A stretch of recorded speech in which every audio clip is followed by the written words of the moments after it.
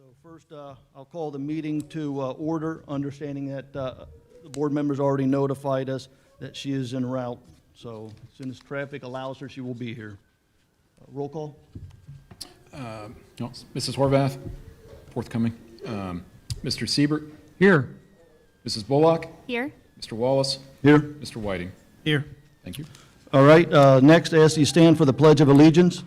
Or excuse me, I'm sorry, we're not used to the color guard. Color guard, post.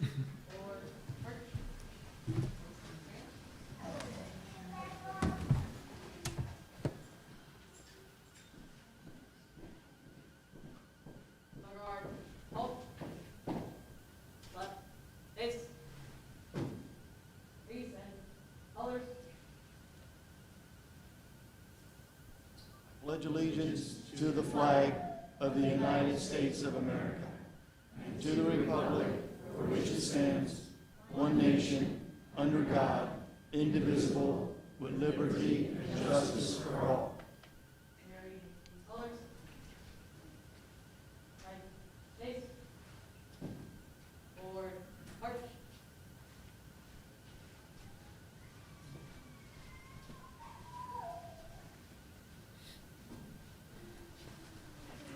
All right, appreciate that. They do an awesome job, so certainly appreciate it. Next, we have the Panther Character Awards. And each month, the Little Miami Board of Education takes time to celebrate the outstanding individuals who make our district such a special place. These students, staff, and community members exemplify leadership, character, and Panthers' pride in all that they do. Tonight, we're proud to recognize this month's honorees who truly show what it means to be a Panther. Mr. Siebert?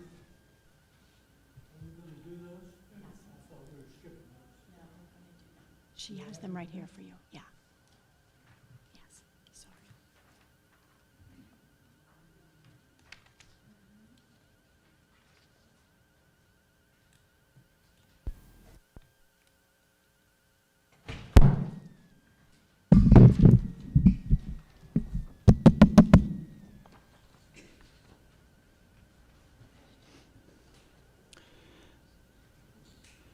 We'd like to recognize two deserving students as this month's Panther Character Award winners.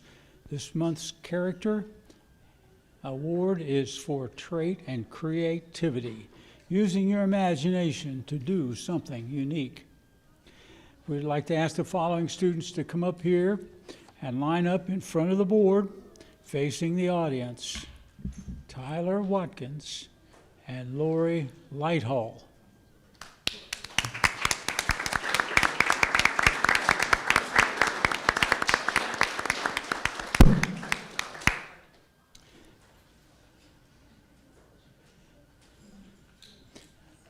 I'll read a brief quote about each of our students here. Tyler Watkins, we're proud to recognize Little Miami WCCC senior Tyler Watkins with the Panther Character Award for Creativity.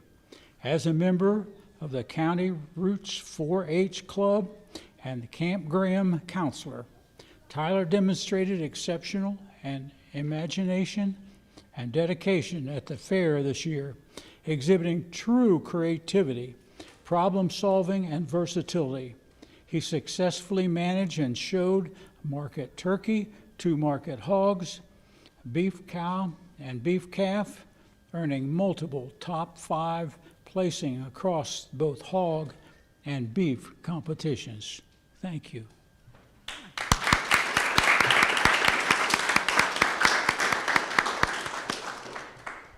Lori Lighthall. Our next Panther Character Award for creativity goes to Lori Lighthall.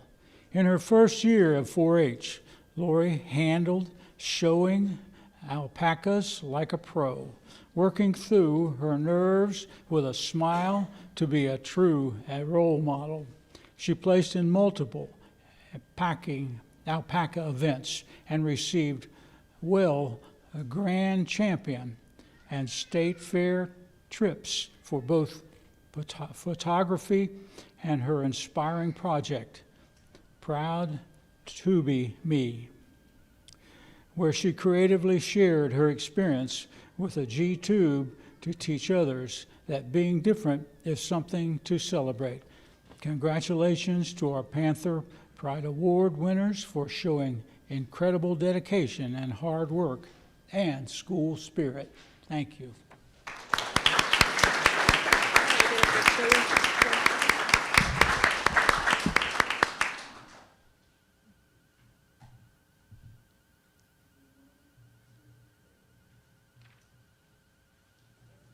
Congratulations, guys. Excellent job, congratulations. It's always neat seeing how Little Miami is represented in the community. Tonight, staying on that same theme, we have the Panther Pride Award. So we're also proud to celebrate 4 Little Miami 4-H students at this month's Panther Pride Award winners. I'd like to invite the following people up to the front when I call your name. Come on up. Reed Hulsman.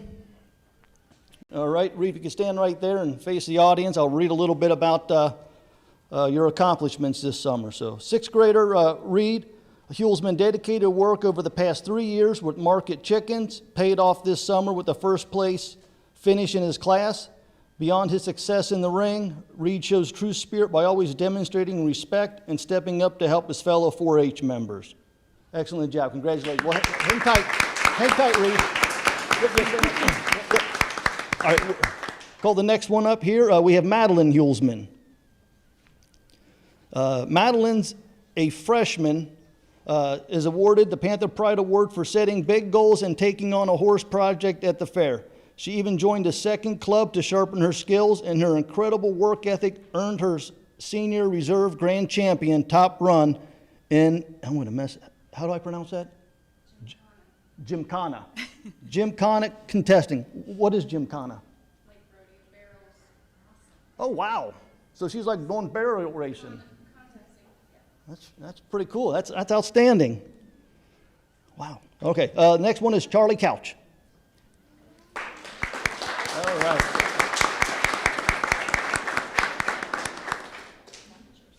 All right. As a second-year Clover Bud, Little Miami primary second grader, Charlie Couch is still too young to show, but her enthusiasm was unmatched as she spent the week supporting and cheering on every single member of her 4-H group. Her energetic support made her a fantastic teammate all week long, providing that true Panther pride starts at any age. Outstanding. Congratulations. And then what we like to do is bring you back here, Charlie, when you're a senior, and you can tell us all about your barrel racing and your winning first prize in some of the chicken contest. Next, we have Nora Couch.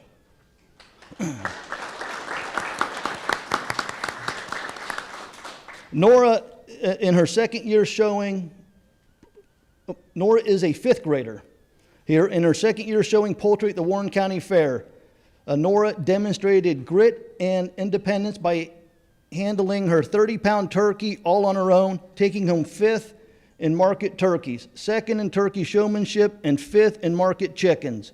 She displayed her Panther pride through her hard work, determination, and hands-on dedication all fair week long. So congratulations, and 30-pound turkey, that's about as big as you. That's pretty amazing. All right, so if we give a hand for everybody.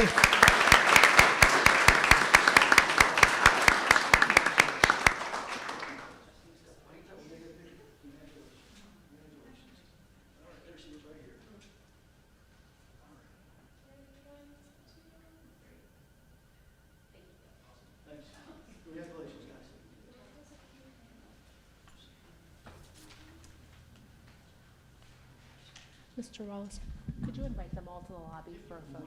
Yep, thank you. So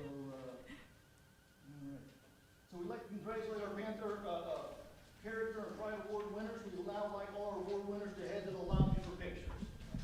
Congratulations. Yeah, congratulations.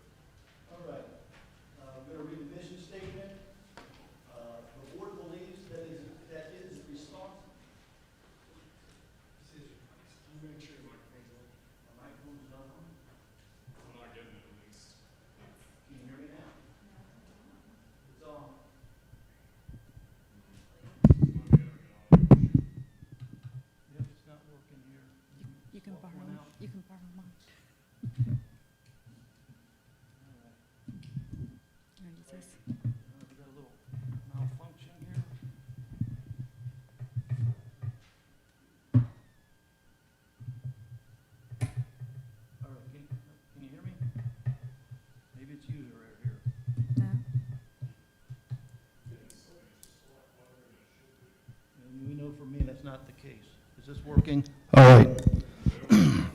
We will. All right, so I'm going to read the board believes that it is the responsibility of the school system to ensure that each graduate is college and career ready. To these ends, an environment of high expectations and opportunity shall be created that fosters scholarship and citizenship and develops within each student the ability to become a productive and responsible.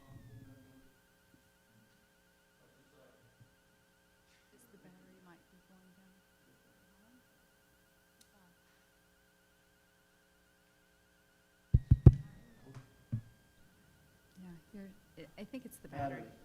Batteries are dead. Do you want this back? I can use this one.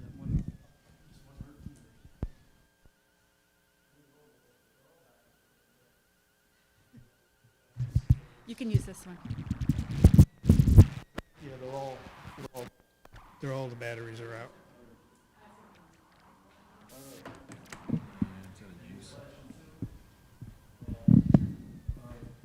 Test. All right, so the next item is to adopt the agenda. Do I have a, all right, do I have a second? I'll go ahead and second it. We gotta get, all right, so I have Diane made the motion, I second it. Discussion?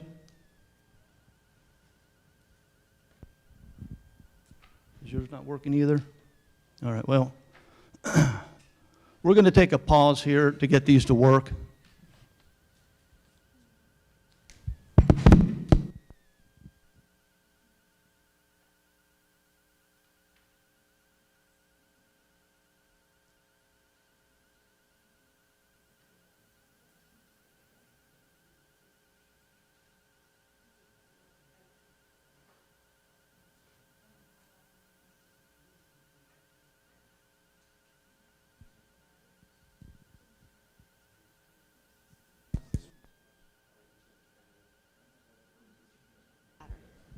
All right.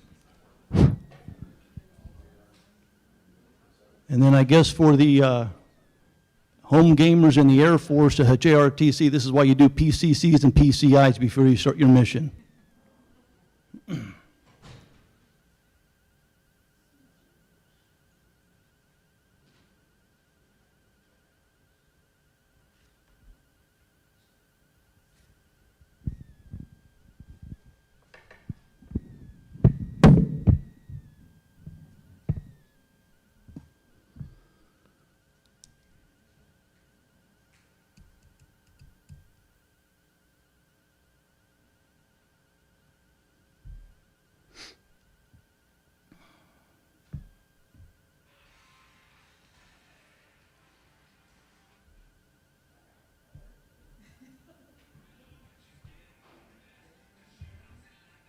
That's what I'm talking about, Rusty.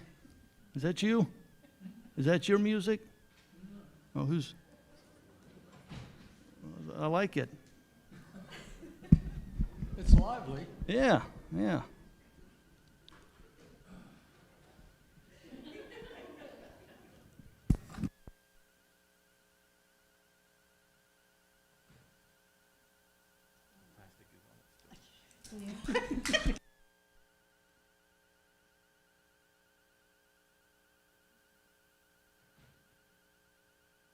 The clock.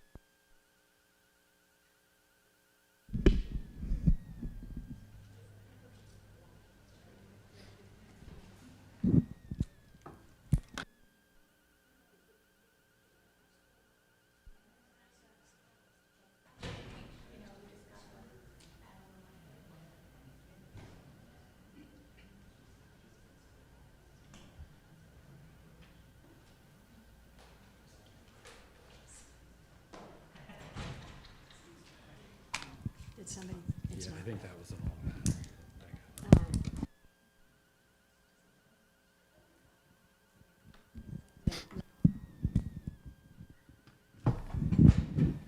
It's German juice.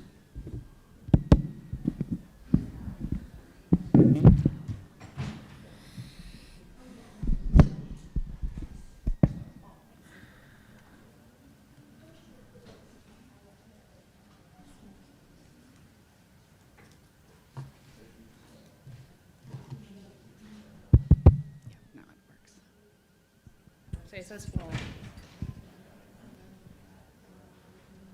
All right, everyone confirm that their mics are working?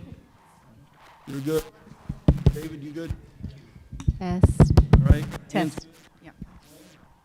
I'm good. Thank you. All right, let's go ahead and start this now. We had the reading of the minutes, and we had a motion by Diane and a second. Actually, we're on adopt the agenda. We're on the agenda now. Yep. Oh, sorry. Yep. Okay, discussion? All right, roll call. Mrs. Horvath, Here. Mr. Siebert, Yes. Mrs. Bullock, Yes. Mr. Wallace, Yes. Mr. Whiting. Yes. Thank you. All right, the next item, we have two, reading of the minutes. We have a motion to approve the minutes of the July 22nd regular board meeting and the August 5th special board meeting.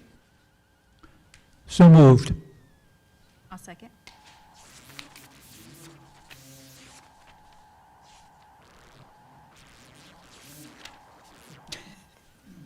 Discussion? Roll call. Roll call. Mr. Siebert, Mr. Siebert, Yes. Mrs. Bullock, Yes. Mr. Wallace, Yes. Mr. Whiting, Yes. Mrs. Horvath. Yes. Thank you. All right. Next, we have superintendent comments, but before we get to the superintendent comments, I think we just need some clarity as far as, and I know there's been some discussion, and I will say that, we're gonna just have some tough discussions today. I know feelings might get hurt in the audience. I'm gonna ask that you have some thick skin. If you do feel like you need to have your Spartacus moment, I wanna ask you to do that quietly and leave. We don't need to keep having interruptions every single month as someone races out of here. So if you have to leave early, I just ask that you quietly get up and leave. That being said, I want to go over just some confusion that I've had with many community members, and I wanted to talk about, I guess we will say, duties and responsibilities or jobs. So the job of the superintendent handles day-to-day activities. The job of the school board is to set the policies.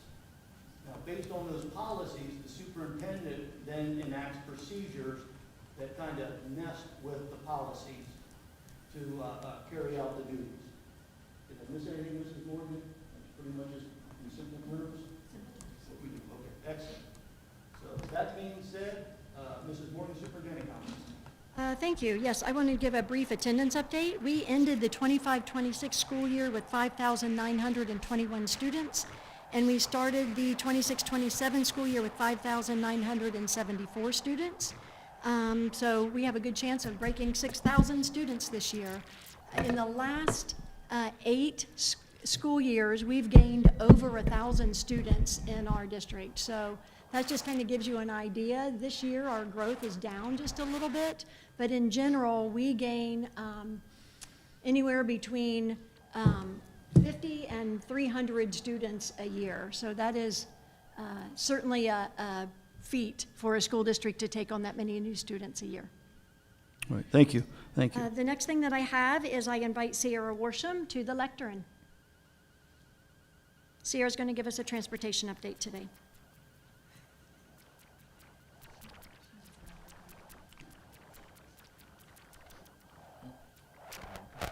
Yeah, here you go, Travis.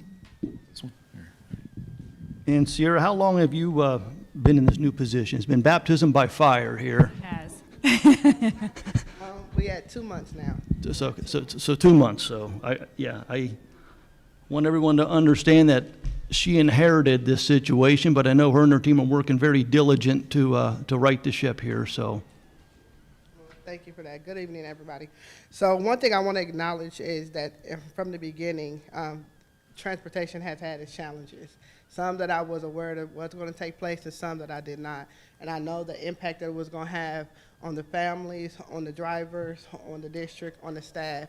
I don't want anyone to think that I'm ignoring the concerns. We are taking those concerns seriously, and it is my duty and my job to make sure we correct it as fast as we can. Unfortunately, it's just not as fast as I want because there's not enough time in a day. We are currently at 67 routes. We have 4 out of those 67 that are special needs routes, and we operate 5 vans. We are currently continuing to do interviews. I probably have about 4 to 5 a week, which right now we do have 3 in training. The recruiting team continues with their recruiting efforts. We probably need to revamp some things and probably go outside of where we're at right now in Little Miami is what I'm thinking. But there has been a great deal of word of mouth from the drivers who are also getting those teams in. I have seen a great come together and everyone trying to put in their efforts along with Ms. Morgan and Dr. Showers who has stepped in and came over, board members as well riding those routes to see what we do every day. Thank you so much for that. I think that was appreciated by us in transportation. We did have a great success at the ice cream social, which we had an open house. I'm hoping that we do that again next year because I think that was a lot of community effort. So you can get to know your bus drivers and things like that. That was great put together by not just me, but the drivers. Including the cardboard regatta, that was great. It was nice to see the drivers come together. Mr. Dennis led that. A lot of drivers chipped in their time over the summer to do that, and their students and their children who also helped. So we are headed in the right path. It just doesn't go as fast as we wanted to. Anything from you all? Any questions? No, I really appreciate what you're doing in transportation right now. It sounds like the team's coming together, and certainly your leadership is appreciative. So thank you, and keep In there. It's all keep praying. one day at a time. And I guess if I could ask Travis this or Mrs. Morgan, where do we stand right now on the buses on the latest routes? What time are the students getting home now? I mean, Sierra can probably tell you that better than I can. I know that we've definitely cut those times down, but I'll let Sierra take that one. Okay, yes. So that first week, we noticed it was about 4 to 5 routes. Maybe after that second week that was coming in late, we was able to revamp those routes and get those routes minimized. The last route this week got revamped so that we can get it shortened. So I think our last bus is probably coming in about 5:15 to 5:30. So we are working on those times. We are reshaping some of these routes the best we can, working with the routing team to get that done. But And are we outsourcing the routing team still, or do we have it in-house? Both? Oh, I'm sorry, I'm looking at you and you don't have one. yeah, trying to work together with them as well. It's different. It's different. We are still working with that team. No, I know. The reason why, and I guess this is not necessarily you, but maybe this is more of a Mrs. Morgan or a Mr. Showers, but the amount of money that we spent on routing, I don't think we're getting our money's worth. And I guess the question I would have is, have we contacted First Student, or I would be shocked if that was something that you and Mr. Kunkel agreed on when we did the contract, right? When they sold us a bill of goods, was that reviewed enough, and what are we doing right now? Because that was quite a bit of money that was spent.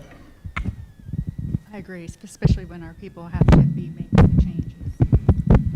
So the routing, there was difficulty from the beginning with the routes. Some of that was from our side, some of that was from their side. The routing design started late. We had trouble getting students into the right database for them to route at the beginning. We came together, from my perspective, we had a team here internally that worked tremendously hard.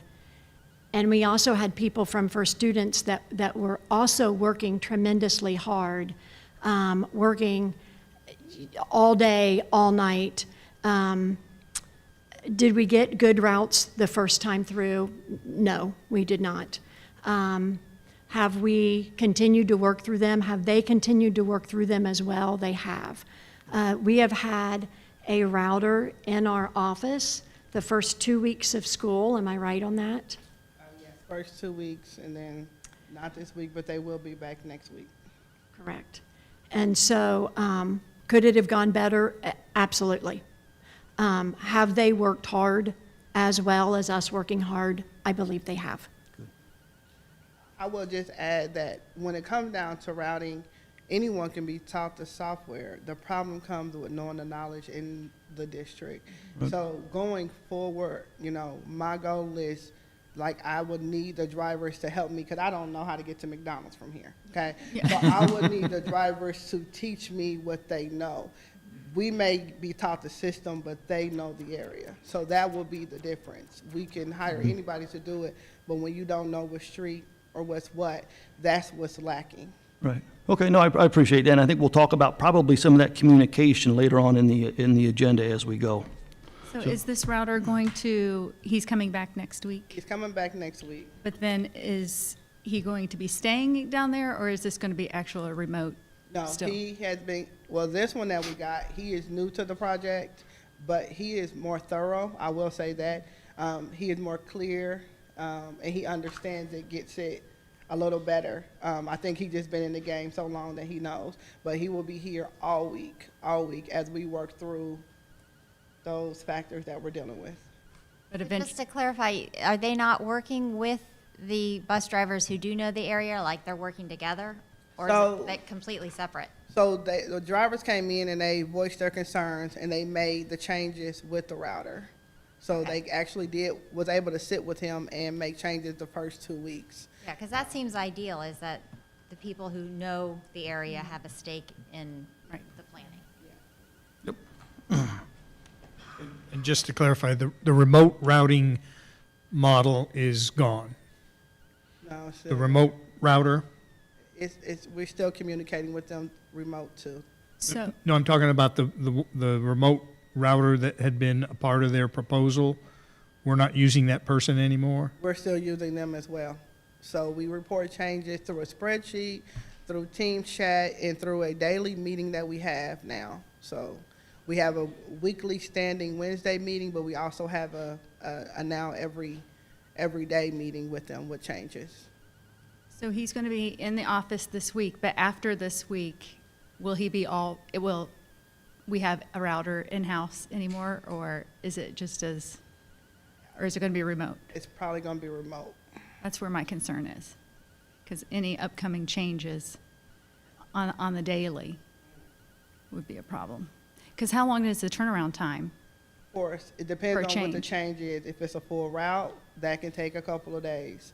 If it's bus stops, it just depending on trying to get the driver on board with that, getting parents on board, getting, students. It just depends on the situation, on how it turns around. I say with those first few that we did on a Saturday, I think we completed on a Sunday, and it took Saturday and Sunday just to do about 2 routes. Do we have any qualified routers in transportation right now? I know last year, and you weren't here last year, but I think we had somebody, and I don't know who this person is, and I apologize because I've referenced you a couple times. A person stayed late and kind of fixed the routing the last 2 weeks. We were able to survive without so many cancellations that were happening. Does that person still work at the district? Yes. Oh, I'm sorry, I'm looking at Travis here, I'm sorry. Do we still have that router? Is it possible that we could reach out to that router maybe and have them kind of work as a liaison between the two? I kind of think that's what might be happening. And I don't want to, on the obviously, daily. I don't want to get in, we just talked about duties, day-to-day responsibilities. That's an idea I have, I guess. Mrs. Morgan, I would certainly be in I'm guessing favor. you're talking about Michelle Ferguson, and I don't know that for sure, but that would be my guess. It- Michelle has been in communication with First Student the entire time. Perfect. So she has been acting as that, giving them information, so that she has been in that role. When Sierra came on, Sarah took the upper portion of that role, but Michelle still works with First Student as well. Yeah. Perfect. Michelle has Thank a you. good knowledge of the district, what buildings do, and that information is important on how we communicate. Yeah. Excellent, no, that's good to hear. That's what, that way we have a good link between the two. Thank you. Do you have anything? All right, awesome, I appreciate you. it. Thanks again for your efforts, and let your team know we appreciate it as well.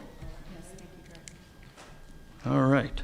Next item is going to be public comments, 3 minutes. These are for agenda items. I'm going to ask that you stick to the agenda items for discussion. All right, and I will also just make a quick little reminder.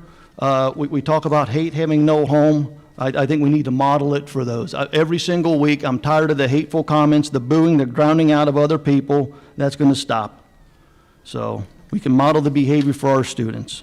That being said, Melissa Sturworth. I'm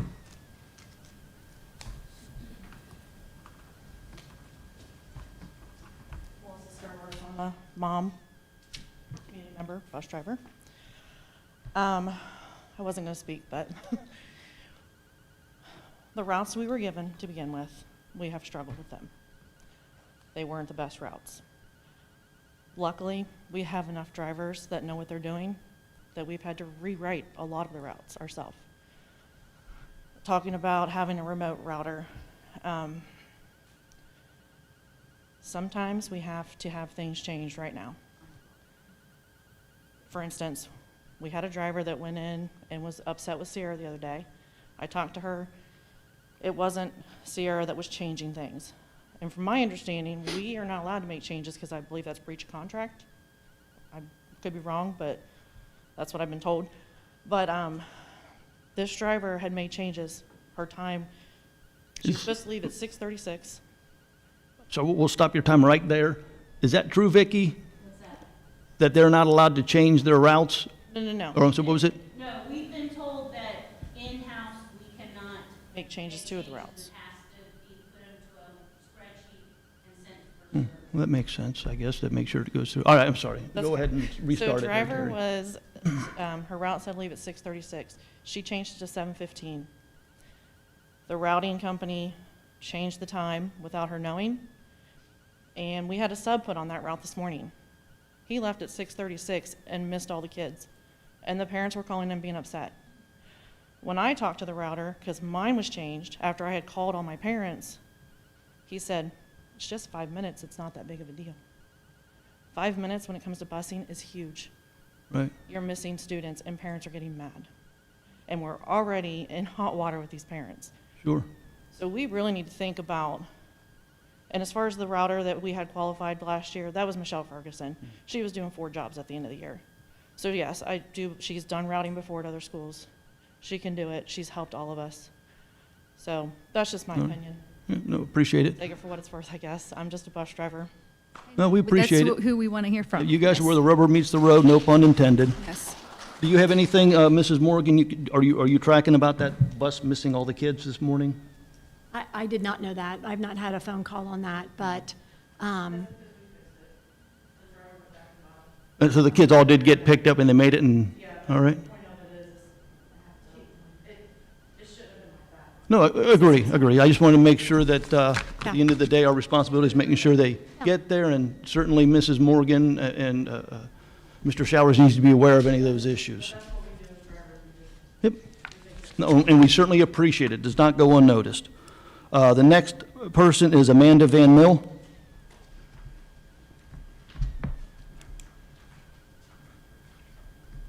Good evening. I wanted to check and see if the agenda is the same as what was put out. Have any changes happened to the agenda tonight? No. We approve the agenda. Same. Okay, thank you. I wanted to speak about 2 things. I first wanted to thank my bus driver. He drives the Lizard bus in my neighborhood. The other day, one of my children, readjusting to routine and everything, kind of spaced out on the bus. And I don't really know how this happens when you have a twin who's getting off the bus at the same time, but she missed getting off the bus at our home. And our bus driver was very kind and just brought her right back to our house. So I wanted to say a big thank you, because I know those are things that happen every single day on the bus, like every single day, like they were just talking about, like that happens. But I did want to say thank you to our Lizard bus driver for just, noticing when those things are not happening in the way that they should be. I also wanted to thank Sierra, because the other day, same kiddo, again, we're adjusting, thought that she had a doctor's appointment. The appointment had been canceled. And so there was confusion of whether she should be a bus rider or a car rider. And I had to end up going to school to pick her up. Allison Gates, the principal at the elementary, sat with my child and just waited with her, which I think is amazing that a principal is willing to take that time on a Friday afternoon. But also Sierra herself called me to see, did my child get home, who picked up my child. And so, you know, the level of dedication that's being taken from the people who are with our kids every day and have already learned their routines, even though they're brand new and those routines have changed a lot with all the routing all the way up to the top level. I just, you know, I think there's understandably been so much shared in the community about things that have gone wrong and things that have been scary and things that have been hard, and I absolutely get that. But I just wanted to share those things with y'all. The other thing that I wanted to speak about was the ongoing lawsuit that we have for the teacher who had the sign removed from his classroom. In continuing to read the transcripts from the depositions that have been given, I don't know what the expectation for the board members has been in participating in that process, how much you guys are tracking those things and reading those things or not. But there was a teacher who gave a deposition who used to work for our school district, who left our school district because of the sign being removed from the teacher's classroom. Not that teacher's classroom, but from another teacher's classroom. And he spoke very frankly about how that is the reason that he left our school district. He had been a veteran teacher in our district for a very long time, very well-respected AP class teacher, served many student groups. And he talked about how that was the final straw in a long timeline where he had been trying to get more support for our LGBTQ students. And so I just wanted to highlight that testimony that he gave. If you haven't, and again, I don't know what the ask has been, but that is publicly available. Anyone in the community can look at it. Y'all can look at it as board members. And, you know, I think that that's something that we need to be aware of, is that it doesn't just affect the students or just that teacher. There were some real effects from that, and I hope you guys are reading those things. Yep, Thank and, you. yeah, we cannot comment on pending litigation, but I'm sure everything will come out at the end here. Next item is Courtney McKeon. Hello, Courtney McKean, Little Miami resident. I also wanted to say thank you to our bus drivers and Sierra, and we have seen the transportation team work really hard. But I did want to still shed light that the things that the community saw of parents telling their story of what was happening to their kids on the first day of school was not just normal first day of school, the bus is late. That's a very scary thing for any parent, parents that don't have kids that are on the bus, parents that have kids on the bus. Hearing every parent's nightmare of kids not being on the bus at the stop when they got there, kids being dropped off in the wrong place. And I think that that really needs to be taken into consideration when we talk about having brought in first student. I don't ever remember hearing anything like this. I definitely have seen late buses on the first week of school. We've all seen it. That's normal and expected. And I think a lot of the community members, you know, we might be like, oh yeah, it's really late, until this year. It was so far beyond that. And I think that I just ask that the board, Regina, the transportation team, and everyone really consider, our bus driver said, don't do it. And we hired first student anyway. We hired them more. We hired a router. Then they caused such a problem that we then had to hire more drivers that don't know our area. Drivers that literally told parents, I don't know where I am. Kids were giving drivers directions saying, this isn't my stop. Those are all things that are very important to our community for the safety of our children. So we ask that you do what you can to please bring all these things back into our district, our people, our bus drivers, because they know what they're doing. They know these routes. They know these streets. They know that you can't be dropping off on certain corners, right, or certain areas that aren't safe. So please understand that. Thank you to our transportation team for all that you have done, but also we ask that everyone really pushes for bringing everything back in-house. Thank you. No, appreciate that. And I think, what do we have? Is it 4? We have 4 drivers that are in the pipeline, right? Was it 3 or 4 that we have in the pipeline that was mentioned? 4. So definitely, absolutely. Absolutely. All right, thank you. Next is Vanessa. Vanessa, I'm sorry, I'm just going to say something real quick. It is everybody's goal to have our entire transportation department self-sustained internally. When we don't have enough drivers, and that had nothing to do with the routes, then not enough drivers, but when we didn't have enough drivers or we didn't have somebody that we felt could reroute the entire district, we did go out, but it's not because we didn't post for those positions and try to find somebody. We did do that. We posted for the supervisor position 2 or 3 times before we finally coaxed Sierra into coming. But it's not without effort, and we all want the same thing, which is to have all of our drivers, internal employees, and our entire transportation department as an internal employee. So I just want you to know that that's not just your goal. I believe that that's everybody's goal. Sorry, No, Vanessa. Thanks. Vanessa Srikantham, mom of a 5th grader in the district. I want to talk to the board about something I think that you guys need to take a little bit more seriously, and that is due diligence. Not blaming people, not politics, just due diligence. And transportation is a very real example of why that matters. The transportation issues weren't something that just suddenly started this summer. By September of last year, the district was canceling extracurricular bus trips because of route issues and driver issues. By January, we were being warned about route delays. By March, the route cancellations were rampant. By May, we were on the news. The problem was known. Then we tried a series of, we'll use the word solutions. Changes in leadership, outside, again, we'll use the word expertise, routing changes, and ultimately a contract for additional drivers. And as Courtney said, we had all those issues the first week of school with getting some of our Panthers home. We had children being left at school, riding buses where adults didn't seem to know where they belonged or who they belonged to. And I'm not saying that there's not really one person to blame. I mean, I personally think that the person who probably has the most blame is no longer with Little Miami. But I'm saying because this is when due diligence matters. When you know there's a problem, and you knew there was a problem last fall, we waited to take action until the spring and summer. You spend money to address it, the job isn't finished just because you vote yes or no. You have to ask, what does success look like? What safeguards are in place? How will we know it's working? What happens if it isn't? Dr. Showers told us last month that we were working to correct the routing problems, so there was an opportunity for you guys to ask those questions, and there weren't really a lot of questions asked. And I hope that's what the board can take away from the experience. It's not who to blame, but what you could learn from it. Because this isn't the only area where we need to look at the bigger picture. We're running out of space, but we can build new buildings because we're at the capital debt, according to a capital debt cap by the state of Ohio. We are running out of funding from the state, and there's no plan from the state to give us more funding, and there's no conversation, at least from the community standpoint, that you guys are considering these things. There's a lot of debate about new council and who should be our career center representative, and that audit that we spent money on that we still haven't heard anything about 8 months later. I'd like to have an update about that. Meanwhile, we're spending attention on classroom displays and what book fair vendors we use and how we influence our curriculum and other operational issues that you said are Ms. Morgan's responsibility.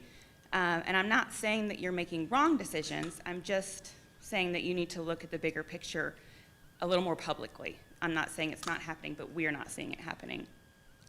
These are issues that will shape our district for years, and you need to focus where your attention matters most. Our students, staff, and community deserve a board that understands the distinction between due diligence and just talking points, and we deserve a little better than we're getting right now. Thank you. I will touch on a couple of those things you mentioned. First off, if you're referring to the person no longer on the board at the time. With Little Miami. No longer with Little Miami. Oh, okay. Got it. Okay. No, I was going to say because this happened before a few people on the board were on the board to fix. Now, hang on. I let you talk. I didn't interrupt you. Now, the thing comes with the, let's talk about the transportation.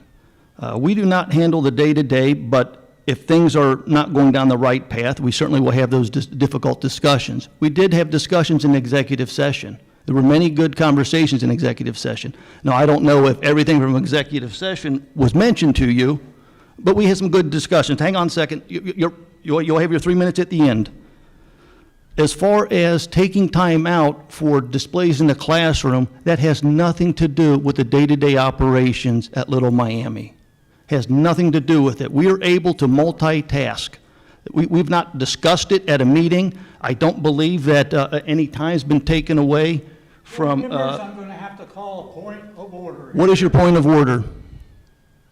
Mr. Wallace has drifted into an area that he doesn't belong in. I appeal his decision to comment on one of our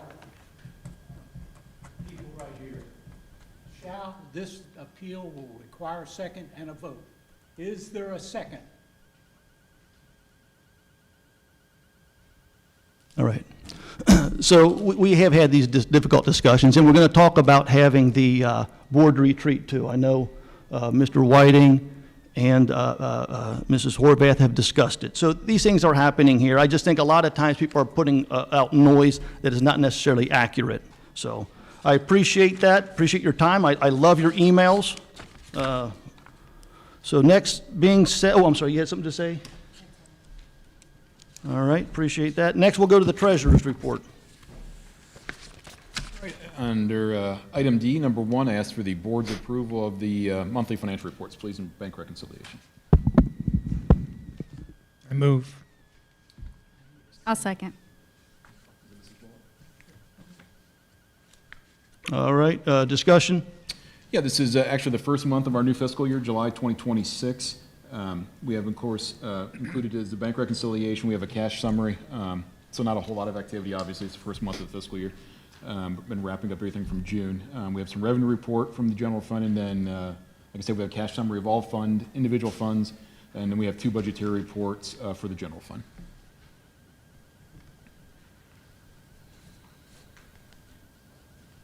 All right. Any comments? Roll call? Mrs. Bullock? Yes. Mr. Wallace? Yes. Mr. Whiting? Yes. Mrs. Horvath? Yes. Mr. Siebert? Yes. Thank you. Next, I ask for the board's approval of the contracts as listed. So moved. I'll second. Mr. Siebert, Mrs. Horvath. All righty. All right, discussion? Yeah, I'd like to go over each one of them briefly. Bear with me here, there's a few of them. The first one's with Raptor Technologies. This is a service contract. It's a training and behavior management platform. If you want more detail on that, I'd probably need somebody to explain it even further than what I got. This is out of my wheelhouse.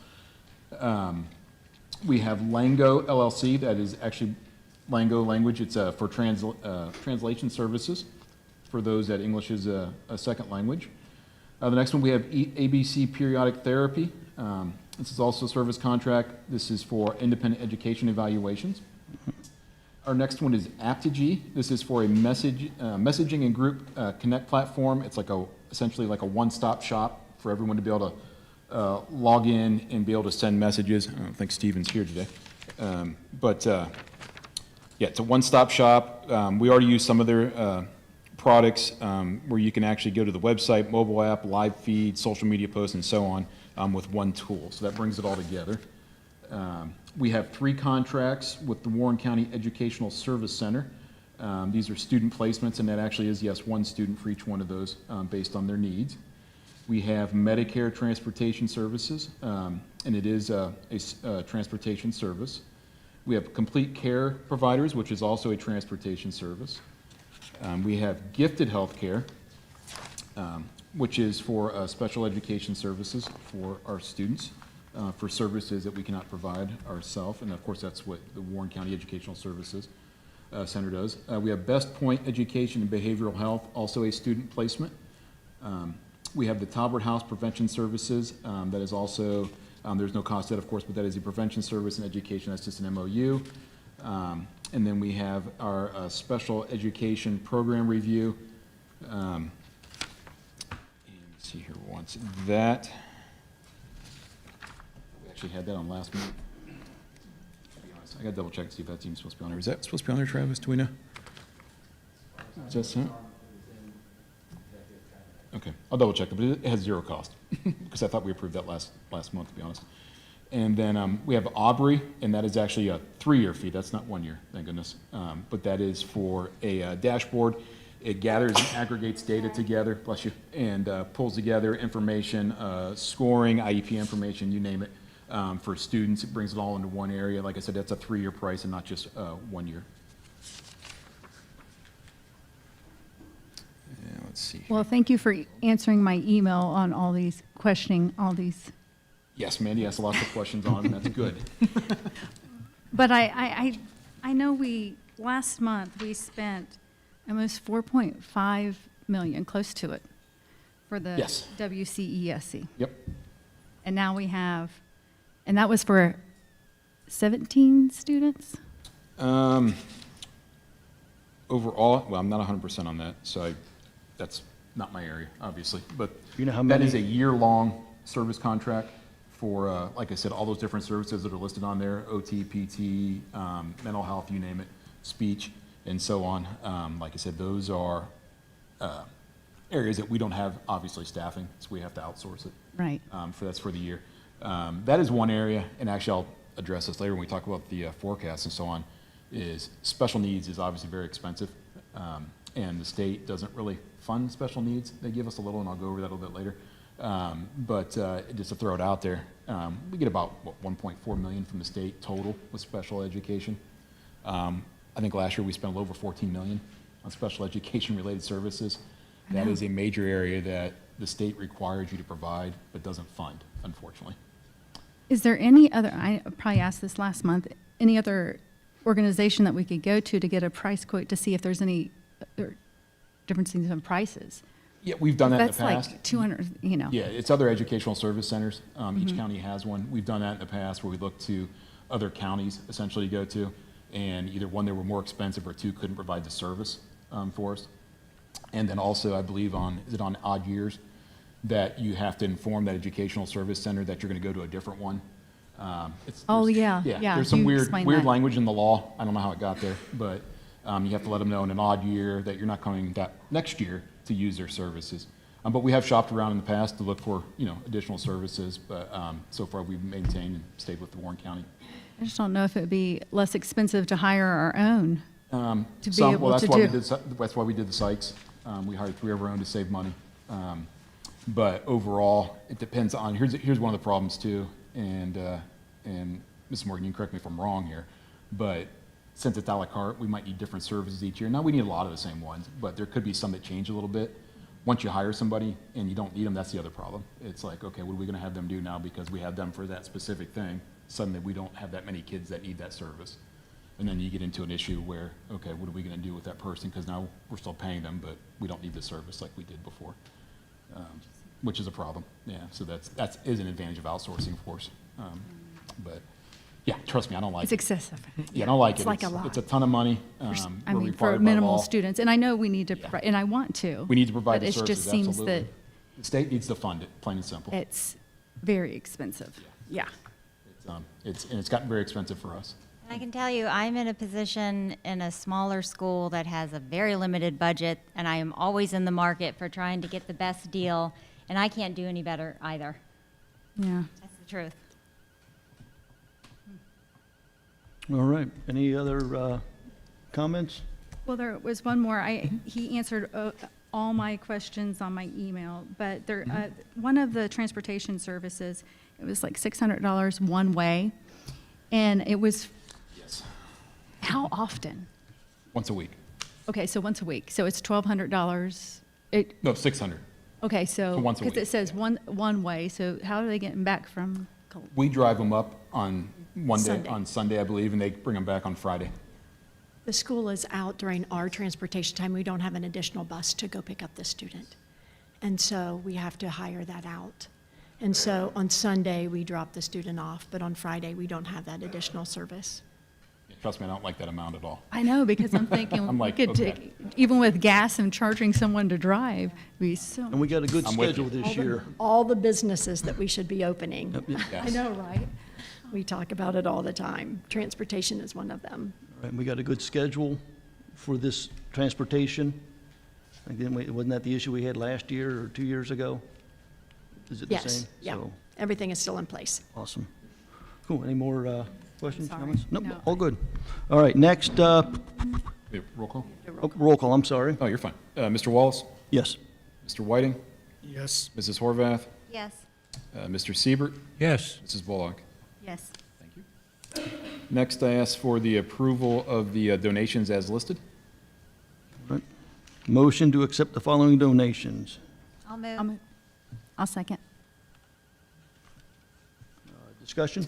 Yeah, we have 3 different donations on here. We have an anonymous $100 donation for essentially unpaid meal debt accounts that are, negative.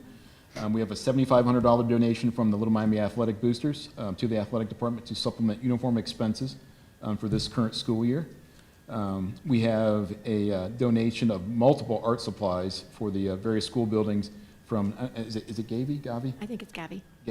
Gabby and Spencer families, which is fantastic. And then the Homegrown Alliance donated an ice maker and the install of it for, I'm trying to think, was that transportation? Yes, that's right, there was Excellent. transportation building. Thank you. Yeah, appreciate that.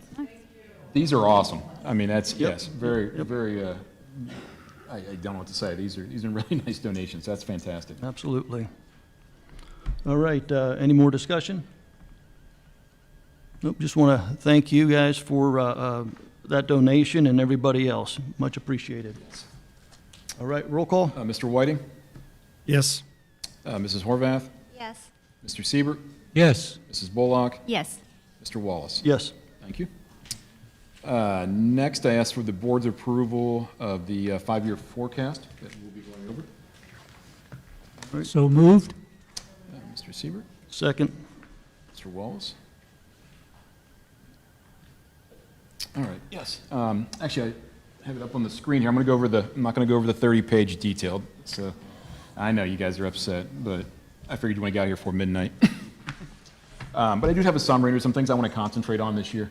And this is our summary, and there's some main points. I want to talk about some old forecasts and our current forecast, where we are, what's changed, and so on. And I think there's some really important things to go over here. If we go to the next page here, there's some just main assumptions and things that some of this is based on. We're obviously in the second year of House Bill 96, which is the governor's biennium budget. We've had a lot of legislation adopted, which we'll get into here, about property tax reform, which is much needed, but it has some effects, of course, for the district. As far as regarding state funding, Little Miami is what they call a guaranteed district, and that means we are guaranteed the same funding from fiscal year 20. Now, we're in fiscal year 27 right now, if that tells you anything. So we're guaranteed not to receive less than what we got in fiscal year 20. This forecast includes our staffing plan and additional hires based on enrollment and so on, and our negotiated agreements and so on. And it also includes one of our big expenses, of course, is insurance. Includes the increase in which starts January 1 of 2027, which was an 8.5% increase across the board just for the medical premiums. Dental and vision are going to stay the same. They're locked in for this current calendar year coming up. Calendar year coming up 27. If we go to the next page here, and I know that's a fun one to look at, right? There's a lot of lines on here. Obviously, this is 5 years. The state only requires a 4-year forecast now, but I still like to do the 5. They'll get their, the 4 years that we'll submit to them. But as you can see, we go briefly over here. We have our actual 2026 column. These are actual figures from year end this past school year that we wrapped up on June 30th. And then we have our forecasted years, 2027 going out through 2031. There's some things I want to go over, and this, to be honest, this whole area, you can get stuck in the weeds here, to be honest. We can see the majority of our revenue comes from certain areas, property taxes and state revenue. Those are our 2 main things, and that's what we're going to concentrate on. And then actually, if we go to the next page, I do want to talk about some of these things. And I want to look at it in a simplified format. If we scroll to the next page, let's see here. There we go. Reset just a little bit. There we go, perfect. This is our forecast back in October of 2025, prior to property tax reform, and this was based on what we knew, all the laws that are in effect and so on. And stuff I want to look at here is, we want to look at the line that says ending cash balances with levies, because we had our November levy of 25 that did pass, so that's why we can look at that line item. As you can see, this is 26, because this was back then, 26 wasn't actual yet, when we have through 30. But the thing I want to look at is those ending cash balances with levies, and I just want to show a big difference here. When we look out in year 30, it's a negative 1.3. So things were okay, but they weren't great, but they were okay. But we're managing based on the laws that are in effect with the legislature passed and so on. The thing we really want to compare is this forecast. If we go to the next page, and I've got some stuff written down, so we'll talk about it. we're looking through 31 now instead because we're projecting from 27 to 31. But I just want to talk about how these numbers have changed, and we're looking at ending cash balance with levies again. I just want to point out that, you know, if we're looking at 27 compared to that other forecast we had, and we don't have to go back and forth because I've got the numbers here. But 27, that number ending cash balance is 3.3 million less than the forecast in October 25. When we go over to 28, we're looking at that number. That number, that 11.8 is actually 5.6 million less than our forecast in 2025 in October. If you go over to 2029, we've got a negative, we're almost breaking even there, we're just negative about 400,000. We have a $10.2 million decrease in our forecast in 29, in our current one. And it just keeps getting worse, and we'll go, why is this happening? In 2030, there we have a 14.7 million. Before we were negative 1.3, so we moved about 16 million to the negative even further.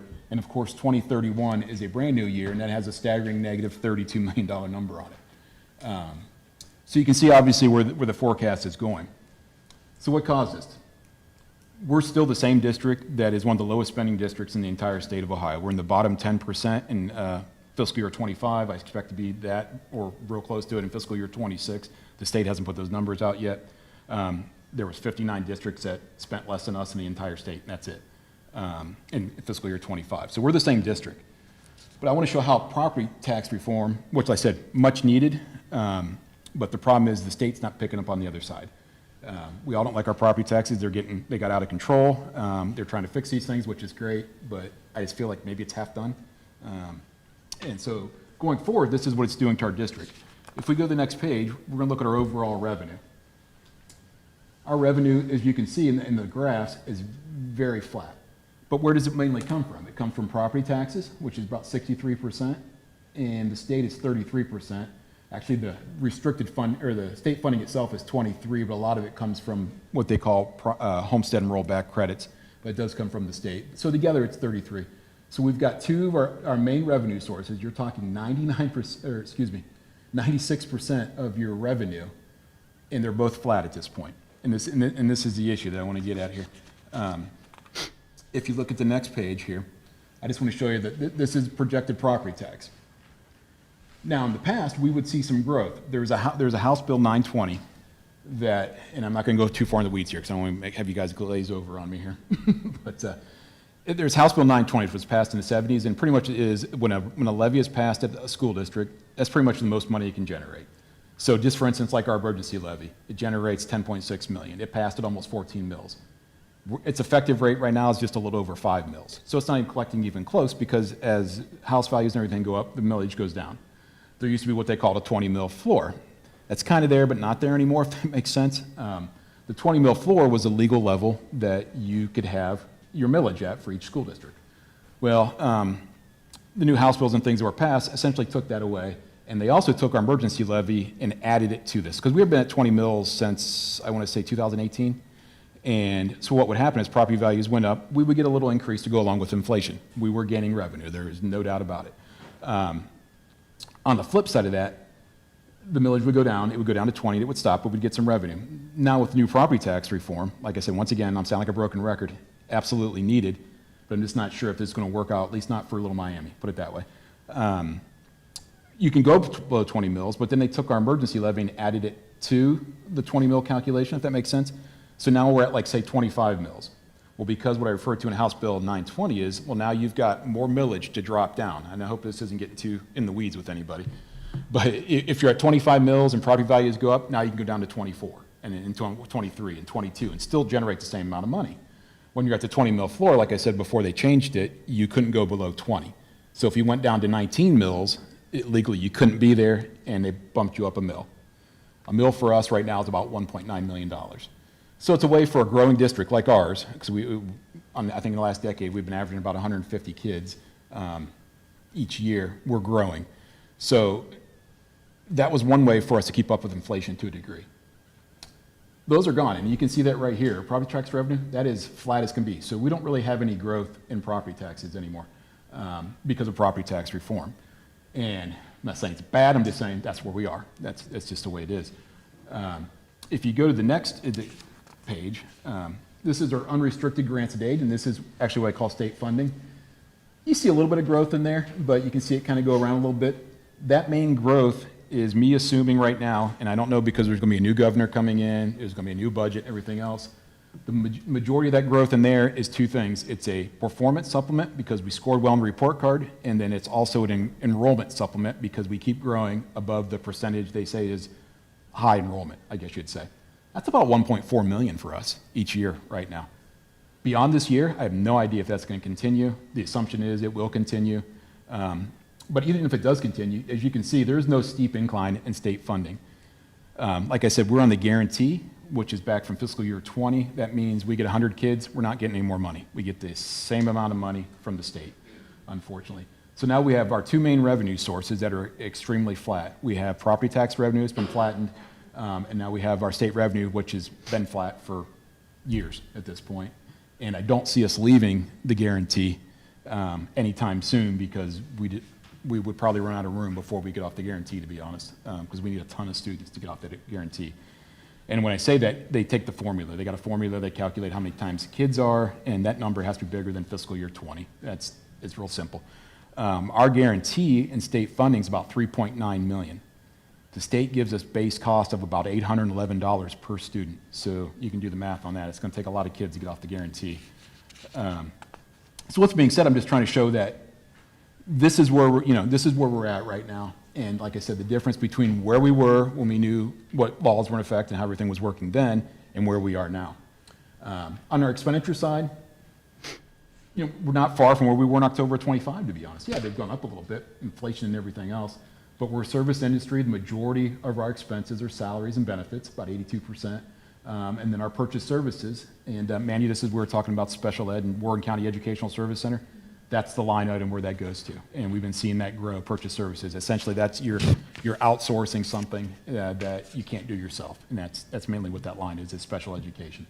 And that's been growing yearly by, we have what they call maintenance and effort. I won't get into that too much, but it's all our special ed expenses, K through 12, actually PK through 12. And they've been growing anywhere from $700,000-800,000 grand to over $1 million a year, unfortunately. But they go with enrollment too, and the number of students you have and needs and all that, so it can vary, but it just keeps increasing. But if we look at this overall, if you go to the next page, what's this saying for us? Where are we going? Here's just another way to look at it. You can see our revenue and you can see our expenditures. I'd love for inflation to slow down. I'd love for our district to quit enrolling students and all those kind of things. And I say that with a grain of salt because in my world, that would hopefully flatten out expenses and everything else. Obviously, it's great. People want to move here, and we want all the kids and everything. We're getting to be a very big district. But this is just where we're heading in 2031. You can see, and like I said, in 2029, we're at a negative fund balance. So we got to start thinking about it. I know I'm going to sound like a broken record again. I've talked many times, we're going to need a levy coming up. We're going to need a levy. And I've said a few times a year at a minimum. Obviously, we're going to need a levy with the negatives and so on. And we'll have discussions about that and lots of data and everything else. We can all look at it. And then obviously the board can come up with what they think the best choice is going forward at some point. But we're heading that direction. And here's another way to look at it. If we go to the next page. This really hits home to me. This is days of cash on hand. This is from our October 25 forecast before property tax reform. And you can see we had 139 days, 113, 81 days, 44 days. We didn't get negative till 2030, and back in October 25. If you go to the next screen, these are our days on hand now, essentially your cash reserves, because everybody thinks there's such a large fund balance, but you're talking a $70+ million budget. This is where we are now. We're at 95, 54, -2 in 29, which we used to have 44, and we're negative in 2030 and, negative there. So you're essentially running out of money much, much sooner. Like I said, the biggest thing here is we now have two very stagnant, flat revenue sources. Not only is our guarantee at the state level flat, but now our property taxes are very flat. Like I said, once again, property tax reform needs to happen. We all want it to happen because, they're getting out of control. It's just, it's black and white. They're getting out of control. I don't know if the state, well, I do know. I'm obviously not a genius. I'm not in the legislature, but I think there's other ways and different things they could do or continue to help things out. We talked about it earlier, Mandy, with funding special education. That would be huge for us. It'd be huge for most districts across the state, that if they fully funded it or even funded more, I mean, we're getting, our state share is 10%, and that actually works out almost the same for special ed for us because we're getting about 1.4 million, and we're spending 14 plus. That's, you know, a big swing between the two for required services, which are very needed, don't get me wrong. Yeah. Very, very needed. But they're just not funded, so the local taxpayer has to fund it all. And that goes into another thing real quick, and that's the end of my summary real quick, but and I won't go too far into this into the weeds, but the state share, which is a minimum 10%, that's where we are, that's why we're on the guarantee. They use two things to figure out your state funding. It's property valuation per pupil, and they use your average median income. And when they think that you have what they call local capacity, and it's funny because they'll lower the state revenue, but they think you have local capacity on the local side to pass levies. Well, levies aren't automatic by any means. Not, you know, not too many people want to go, yeah, let's spend more. But the state thinks, okay, you have the capacity to pass a levy in your hometown. You do, but it doesn't always happen, obviously. So that's kind of a problem with the funding from the state model is they see, okay, we can give you less because you guys can afford more at home. Well, that's not always true. You can't, just because it looks like on paper you're able to afford more at home, you can't always afford more at home. So like I said, it's not a guarantee, but that's just one of the problems with the state funding is it takes into effect of, okay, we're going to give you less revenue, but they're going to assume you're going to get revenue from your local sources. Well, the local sources only have so much, obviously, and that's obviously one of the reasons why they did property tax reform, but I think they need to keep going a little further to do something else. But I just want to point out, like I said, it's tried to show some graphics and show like where we're heading, and, you know, we're going to have, like Dave said earlier, Dave Wallace, that, you know, we're going to have some discussions, you know, like you said earlier, there's going to be some tough discussions coming up in different things of where we're going, where we're heading, and by no means is this little Miami. You can look at districts across the entire state right now, and they went from, oh, we're doing okay, we're doing okay, but not so okay before now, and that's just because of the way it's changing. Essentially, you know, you're in the middle of the game, and, you know, they change some of the rules. You know, you're in the middle, you're in this third quarter, and it's like, touchdowns are worth 1 point now. Okay. You got to adapt to it and roll with it, and that's what we're doing. So we'll going forward, I think, you know, like I said, you know, we'll provide data. We're going to look at different things. We're going to figure out which direction we're going, what our best, you know, options are, and go from there. Like I said, I'm not sugarcoating anything. It's just, it's where we are. I'm not trying to be a downer, but with property tax reform and being on the guarantee with state funding, that's where Little Miami is. And like I said, there's many other districts that are in the exact same place we are. Except the kicker for us is, and I'll wrap this up because I know you guys probably, okay. But the kicker for us is we are growing, and the last I heard, there's only about 30-some districts in the state that are like we are. They're growing, and they're on a guarantee. A lot of them don't have students coming in anymore. And then at that point, you can probably reduce staff through attrition and so on. You can cut your expenses and everything else because you don't have to provide as many services because your enrollment's going down. We're the opposite, unfortunately. So we've been going up. But that, my computer turned off. It told me I talked too long. But that is as where we are right now and where we're going. Like I said, this can change. I could change this next week, to be honest, if I get new information. This is just everything I know right now as far as the state. The state hasn't even updated their current funding for this year. That usually doesn't really get updated to October, to be honest. But these are what's projected at the moment. And I feel pretty good about these projections, but once we see some changes, obviously I'm going to send it to you guys and be like, okay, here's what changed.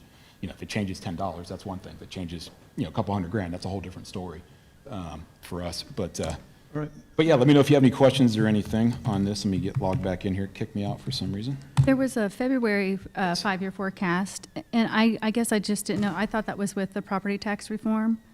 What was the difference between? No, everything wasn't February? enacted yet. They didn't even know. And if you recall, it's even in my summary and all that stuff, they weren't even sure how they were going to essentially calculate a lot of this in February. They told people not even to pay their tax bills. A lot of people would pay their tax bills for all year. They said only pay the first half. We don't know what we're doing for the second half. Matter of fact, people in our district, the way our reappraisals fall and so on, there's a tax credit that everybody's probably saw on their tax bill. They're getting a credit. That's a one-time deal, as far as I know. They're not going to see it on their next tax bill. I projected it was going to be, based on my software and everything else, going to be about $3.2 million, but when the state ended up figuring it out, it was $2.2 million. So they sent us a check for 2.2 instead of 3.2. So that came down the middle, but they calculated it different. So they're still, I mean, none of it's concrete written in stone. I mean, I hope it is at this point, but So you're taking I in can't all guarantee it. account of all of those, because I think that one was. Yes. Yeah, so it's, you know, they were there, but the calculation of them and everything, no one was 100% sure how things were being calculated. Anything from us all the way to the county to the Department of Taxation, the state level. They were still trying to figure everything out because you had a lot of these House bills contradicting each other, and it's like, okay, if you do this one, well, that one says you can do this. So I think they've worked most of it out, but I'm just going with based on all the knowledge and what's legal. You know, it's a law right now. If there's changes, obviously I'll update you guys and let you know. But this is the way it's looking right now for us. And like I said, it's looking this way across the state from many, many districts, unfortunately. So we gotta figure it out. We gotta figure it out. I know. Well, good thing the financial review is underway, so we got all the information to him that he needed by the end of July, so thank you, Terry, for doing that, and he Oh, yeah, it's in a has ton of started files. that, so. Yeah, and I just want to point out. And that we're trying to be proactive about it, see if there's anything that we can change or do. Yeah, If we're asking for and it was money. referred to as an audit earlier. It's not an audit, correct? No, That's what it's you guys not, it's keep a telling me. review. It is Yeah. a review. Yeah, not sure why you need another third party, but that's your guys' call. Yep. But books are open, and anybody wants to look at anything, audits-wise, data, you name it, it's always available. See what Thank kind you. of advice he gives us. Absolutely. Any other comments? Are we going to hear from, Rust, are we going to hear from the Business Advisory Council tonight or not? Or the committee? No? Okay. I don't think so. I think David will give a report under board reports. I sent that to the board this week.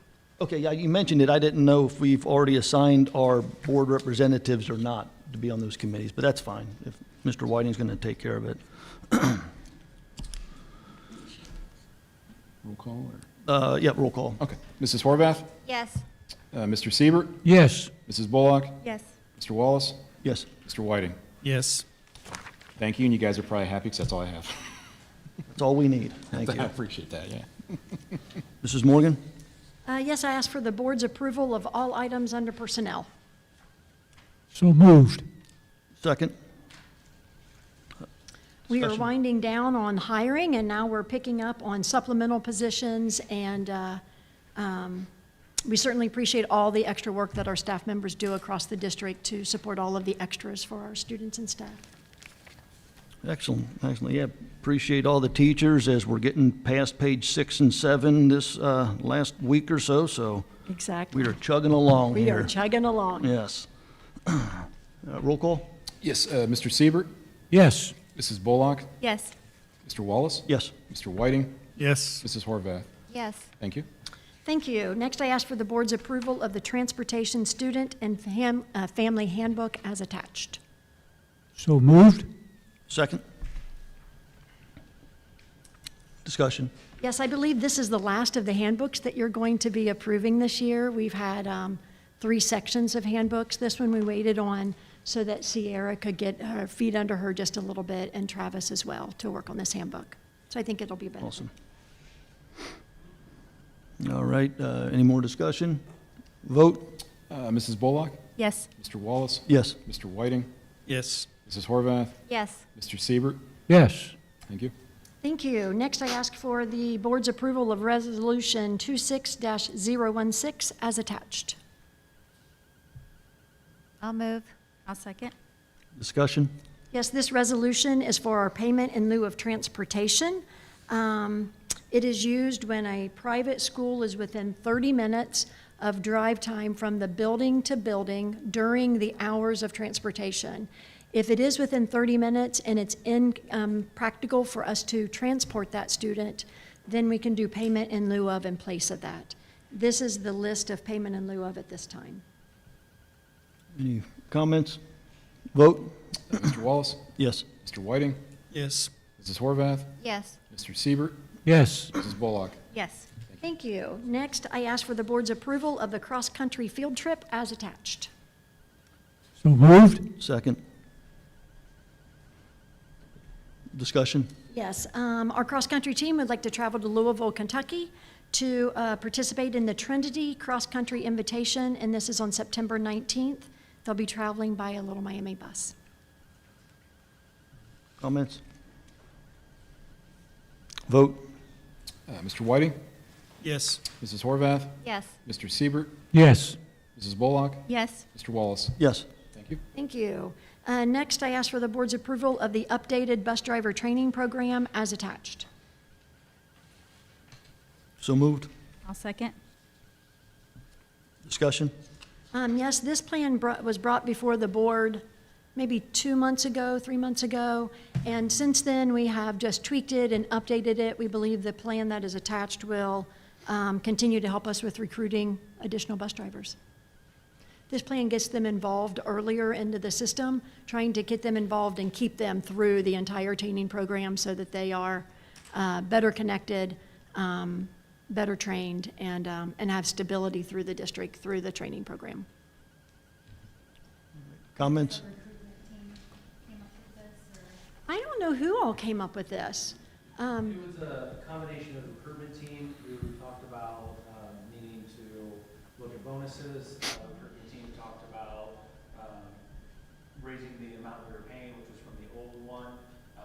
Sierra had talked some about the importance of making sure that we're getting some of these people who are interested in doing it an opportunity to make enough money to train and do that. It also provides us the opportunity to get them in as aides. She's already working with our drivers who are in the training pipeline to get their aide certificate, but also then work towards van and then work towards that bus driver. So it just provides more flexibility to better utilize people who are coming to our district. The goal being that at the end of their time training on the buses and with our OBIs, we'll have people who are already invested in our community. Excellent. Good, yeah. All right, vote? Mrs. Horvath? Yes. Mr. Siebert? Yes. Mrs. Bullock? Yes. Mr. Wallace? Yes. Mr. Whiting? Yes. Thank you. That is all I have. Thank you. Next item is board communication. This is broad, there's just a couple items to touch on. The question I have is, what board members up here went to transportation and rode on a bus? Mrs. Bullock and Mr. Whiting. Mrs. Morgan, can you have Joe Smith please send me that report for the violations? And the reason I want to talk about communication is, I'll tell you, it's the hypocrisy and the rules and the policies not being followed.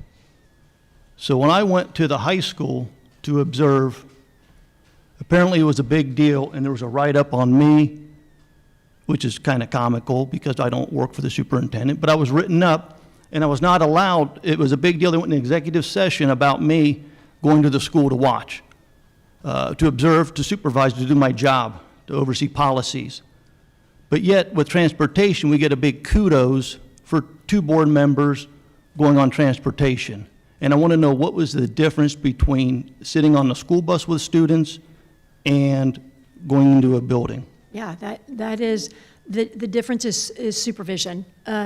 While they were on the bus, they were with the driver, with an employee at all times. So I met both of them at transportation, and I stayed with them at transportation until they were met with their bus driver, and then their bus driver took them. When you visited the high school, you refused to be accompanied. You wanted to walk around in the hallways unaccompanied. Yes, you had a principal that could have very easily done it. I was waiting on the principal, and he was not available, so I wanted to continue on as not to interrupt. I just say that just because I see the hypocrisy with the way we enforce policies and the way we don't enforce policies. And I want to see from the community members that were very upset about a background check that I walked to the building, but yet people on the buses, it's silence. And I'll be the first to say, I absolutely think it is the board members' rights to observe that. But I just wanted to mention that. And then the next item is communication. For starters, as a board member, I have an open door policy. So if any employee has an issue, they can come to me. I wanted to talk about the discrepancy with the teachers being allowed to communicate with the board members, but yet our transportation employees are not allowed to. I've received many emails from teachers. Pretty much, some of them were voicing their discontent for some of the policies. Matter of fact, I received a few of these emails during the school day. But that policy is not enforced. But yet, when there's any criticism from transportation, I noticed that they're not allowed to do that. They were told to abide by the board policy. So all I'm asking is if you can follow the board policy that this board has passed, if you can enforce it fairly within the district, or throughout the district, I should say. I would like to discuss that board policy. I mean, when there is a situation where there is, I mean, what was our transportation supposed to do when they felt like it was stopped at the administrative level? All their ideas and everything. Speak into the microphone, please. Okay, let's try. I said, as with transportation, what was our driver supposed to do? I mean, with this board policy, I think we should revamp it for sure. I do understand that you need to do a chain of command, for sure. But when you feel like you've tried and it's been stopped at the administrative level, what are they supposed to do? Like, they are being told that they can't contact the board with any kind of issues because they'll be breaking the chain of command. So that's why I'm like, there has to be a time where they don't get in trouble for coming to us saying, hey, there's an issue and we want something to be dealt with. It needs to be amended. Yeah, they saw this train wreck coming well in advance. And that's why I said if we would have listened to that prior, year and a half, 2 years ago, we might not have been in this situation now. Yep.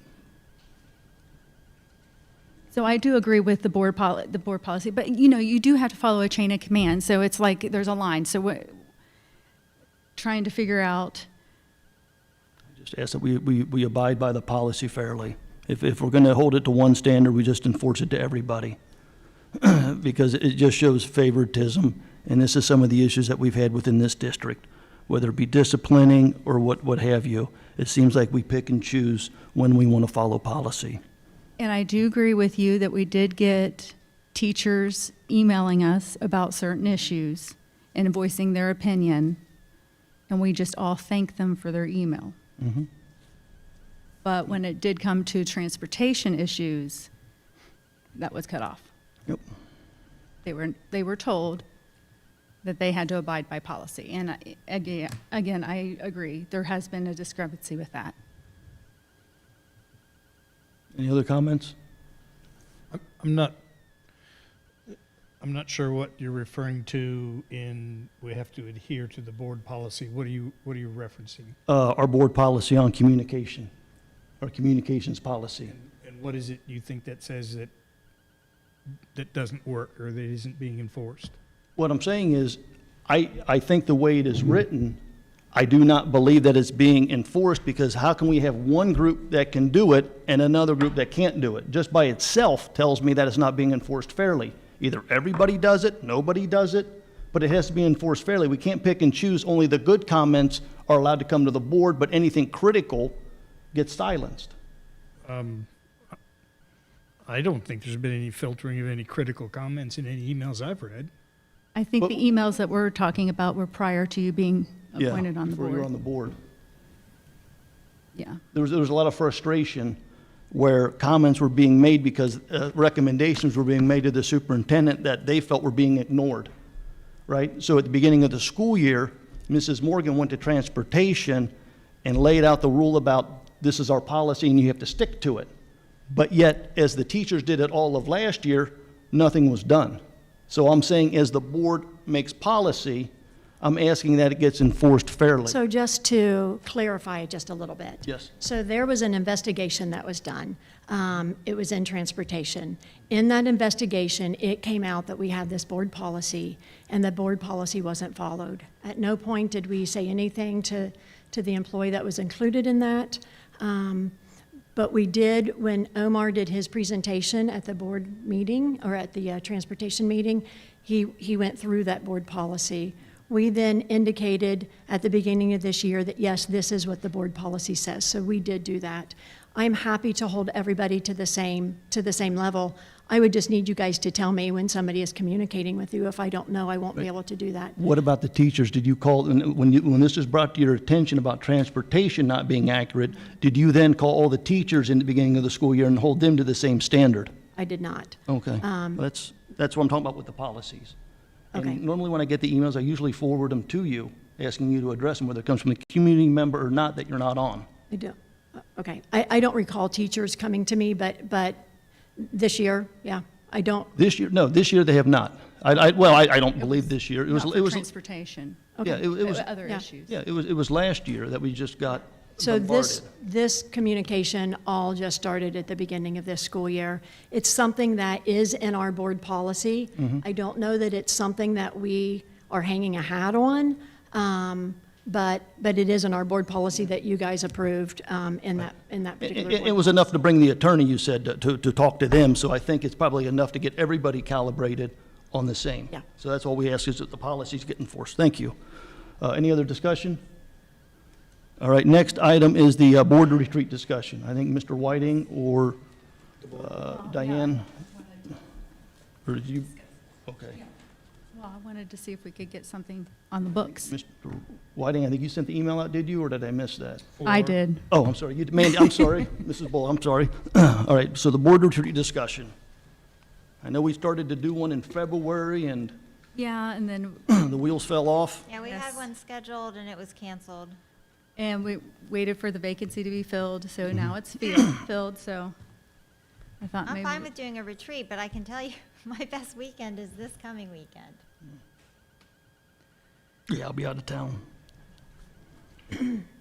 I mean, maybe we could just get something on the books. I would just like to hear from every department and see how we can help them, what they're doing, what they need, Yep. see what's going on. Wait. It's hard to make decisions if we Talking about don't. a board retreat or something where we're hearing from the departments throughout the That- district? Because that's different. That's the board retreat. That's what we were going to do at the board retreat, is listen to every We were going to have department. a retreat where we were fixing some of the things that were going on communication-wise as a board. Yes. That would be part of it, yeah. It was going to be like a day-long meeting. Remember, it's going to be like a I think you'd Saturday. have to have one focus or the other. I don't think you can combine the two, And we- myself. And I think we had the departments coming to that, because I know Regina was working on that too, to get the departments coming, but. Yeah, I was I not think we clear. have I didn't so many realize that's what things it that was. that the board, and this is your decision, but so many things that the board can talk about. We do have, Vanessa, I think you said it, we have building concerns, because is our high school going to remain a high school? Because if it is, we need stadium upgrades and parking upgrades. But if it's not going to remain a high school, then do we want to put the money into the stadium and the parking? And all of those types of decisions, we've discussed at BAC. Sorry, Dave, if I'm taking away any of your thunder, No, no. David. Oh, David But, Whiting. those are all conversations that have to be at the board. I sent an email on this in my board update, that we have levy conversations that we have to have. We have negotiations conversations that we have to have. These are all board conversations that I think these are all board level decisions that are critical that we be discussing. Diane, I 100% agree with you that right now, having department heads come in to tell you what they need from you, I think that they'll reach out to you if they need something from you, but the district needs those conversations on where we're going next, because all of these pieces that we're trying to figure out, we don't have enough stands in our stadium. Do we add on or do we not? Because if it's a middle school stadium, we don't want to add on and it become too much seating for a middle school stadium. Those are strategic conversations that we really need to be having from a board. Yep. That would be part of it. we- That's what yeah. I'm saying. That would be the athletic department, yep. to be able to address those. So we know when we're making these decisions, we have the information in front of us. That's what I'm meaning by departments. Yeah, if I'm not mistaken, the original plan was that we were going to have the department heads come and not give us a once-over Right. of their lane as far as what they're the experts in and what keeps them awake. Then after that, we were going to then be able to discuss more in detail about some of these items. And certainly, this is not one that we're going to be able to knock out in a Sure. day or a weekend. This is going to be, but we need to force the conversation right now, so we're not just chasing every shiny object, as well as to help Mrs. Morgan, too, to help set the priorities for this district, because right now, I don't feel that this board really has any priorities. I think we're just kind of just going with the flow, and I think that would help make us more laser-focused in areas to improve. So, I think to lessen the time, you're more than welcome to meet our board, our department leaders. They all come to the meeting, but I think if they just sent you an email and you reviewed it that way, if you had questions, and that way, we're not spending 4 hours on a Saturday communicating with our department leads, which that's not a problem, but I think if we had that information ahead of time, then we could spend the time working during that meeting, which might just make it a little bit more efficient for everyone. I think that makes more sense. would it I be, mean, that's fine. would it be possible, I guess, maybe we can get with Omar and kind of dust off what we originally were going to look at? And then if those department heads can, you can collect those, Yep, you know what I mean, Yep. just a one-pager? yep. then And I'll that'll just kind put them of all together and send them to you Yep, yep. as a board, and that way, if you have questions, we can Discuss. get those questions answered ahead of time, so that when Yeah. we're having meaty conversation at the retreat and not have it as more of a listening, but a. And I wouldn't be opposed to having a work session, maybe after a meeting, we can all kind of pile out of here and go into the library or just go somewhere and have some more of this discussion about some of the items and help kind of, as a board, prioritize and start getting things done. I know you had mentioned, Mr. Whiting, about the expansion, the goals of the district with the expansion. So maybe we can just kind of start putting on that, those discussions. Isn't that I what the don't know what retreat? you're talking about. Work sessions, a lot of You're boards have saying them. after the meetings also have an adjunct Yeah, meeting? because it gets more in detail, and people can, it's public, you know, they can set in, and obviously Why they don't we have to. try focusing on one thing at a time and not try to do a bunch of things? I mean, we talked about a retreat, we've got a nice focus for it. Let's focus on that and make a success of that, rather than also trying to piecemeal in all these other things. Right, well, that's fine. We just asked your availability, and besides this weekend, what's your availability? Well, let me take a look. Well, there we What's go. yours? I should be pretty good minus the next 2 weeks, maybe 3 weeks. I So mean, are you wanting to choose a date right now, or do we want to do that after this We're- this evening? All Because that right, could be well, a tall order. let's do that then. I think we're allowed to exchange send some dates. I'm looking at you. I can send think- out an email. All right, if you can do that, we can just kind of put some dates down, and then and I agree, we need to get with, look at the previous one. I'll get with To get Terry more and get our focus. calendar synced, and then I will send out dates out into the future and see what works for everybody. How does that sound? That would be Sounds great. good. And then as far as the work sessions, that was just to build on later. I didn't mean right now. And I'm assuming you want Omar at the retreat, or you do not? Yes, he was originally scheduled to be. Yeah, I guess, Retreat. yeah, let's see what, I guess, we come about. Well, I will get his agenda or his calendar synced with Terry and I's if he's going to be there, but if he's not going to be there, then I won't It probably wouldn't hurt. sync. It probably wouldn't hurt to sync. And then we can decide later if we don't need them or not, but Mm-hmm. right now we can probably plan. All right, that being said, next is first read of job descriptions. And I think this is maybe with Mrs. Morgan. Well, this is just a first read. So it is for you to look over those job descriptions, and next month they'll be on the agenda for approval. It just gives Is- you time to look over them Do first. we have the original job description, so we know what the changes were for them? We can do that. Yeah, I was going to ask the same thing, if we can see the duties, and maybe have more time, so maybe next month is maybe a first read again, so we can kind of do some comparing. Like a good example would be the bus driver description. The old item was performs all other duties deemed necessary by the transportation supervisor or designee. Now, the new one says that to perform additional duties as required by the current demands of the position or assigned by administration. We got a lot of, how many administrators do we have in this district? We got a lot. And that's what I'm just trying to say, just, we can just have some discussions, because that just tells me a bus driver pulls into the school, and next thing you know, assistant principal's telling them what to do. So, but, hang on. But that's, if we can just have maybe another month to kind of look at those a little bit. So any other discussion? We can move on then to the next. Warren County Career Center report. Is Mr. Warwick awake?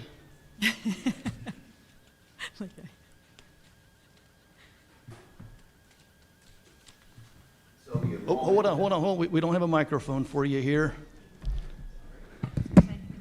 Actually, I think that was by design. Yeah, we took it away. Thank you. We pretty much have the enrollment for this new year all in place. More than 600 new incoming students. That's a record, and that took some juggling to accommodate all of them. Brings the total number of students at the main and atrium campuses to over 1,000, which is also a new record. There's still 120 people on the active list that would like to get in that we can't accommodate at this time. So there's been a lot of good moving around to at least even get to the 1,000. And I think they've done a pretty good job doing that. They're restricted, of course, in some of those programs by equipment and seats and all of that. So they've shown some flexibility, and I think have handled it pretty well. The partnership agreements with the 6 partner districts, Little Miami being one of them. Little Miami sends more kids to the Career Center than the other 5. This isn't finalized yet, but just the satellite programs that are operated in the 6 school districts, it looks like it could be over 6,000 students that participate in some of the satellites, which once again is, I think, a record. So all of that's going well. The Career Center is still focusing on expanding the facility because we're still turning people away and don't want to do that. We're over-enrolled at the beginning in most of the programs. It's down to, then some students drop off, so we're down to 120 on the list right now, as I understand it. So the first expansion should happen shortly and be ready for maybe in the fall. We want to move the healthcare programs that are at the atrium right now, move them into the first part of the expansion, so that isn't going to increase any student numbers. And then we're working on additional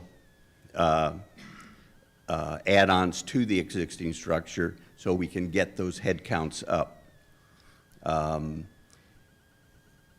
Right now, they have been putting money in an improvement plan account, and they want to keep doing that so that they can pull off as much of this expansion without having to go out to the voters. At some point, they'll probably have to, but we want to show that we're trying to use resources we have to get most of this started. So in their 5-year plan, they are earmarking $5 million a year to go into the PI account. Now, depending on what happens with school funding and all of this property tax reform, they may not be able to do the $5 million each year, but they have figured out how they can do that with existing funds, which will take us a long way. They're still looking at the ways in their internal programs to free up money that can be earmarked so they can meet the $5 million each year. A latest report on food service, they brought the food service back in-house because it had lost $168,000 last year. So they brought it in-house, and they took care of it themselves, and they actually made $383. So by doing these little things that they're concentrating on, that $168,000 underwrite of food service, that money helps go toward the plan of the $5 million to go in for expanding. We're seeing more homeschool kids applying. We're seeing more kids that we thought were college-bound applying at the Career Center. And so making it bigger, first we have to have the physical plant and then figure out the funding as we need the personnel to make the programs fly. But right now, we could take, if we had the room, the physical room, we could add more students now and handle them basically with the staff we have now. So hopefully we can charge ahead with the expansion. Awesome. Thank Thanks. you. Yep, thanks. Did you have anything, David, or no, for business advisory? Yep. Oh, Yeah, I okay. do. On August 3rd, the Business Advisory Committee met. Wayne Siebert was the rotating board member for that particular meeting. We need to know for the next meeting who's going to be the next rotating person, because we sort of have to have a limit of 2, because if we get to 3, then it becomes a board meeting and not a business advisory committee. So you can coordinate if you want to volunteer to be the next person to that committee, which, by the way, will be on October 5th, Monday. The discussion went around the actual purpose and kind of the charter of the Business Advisory Committee.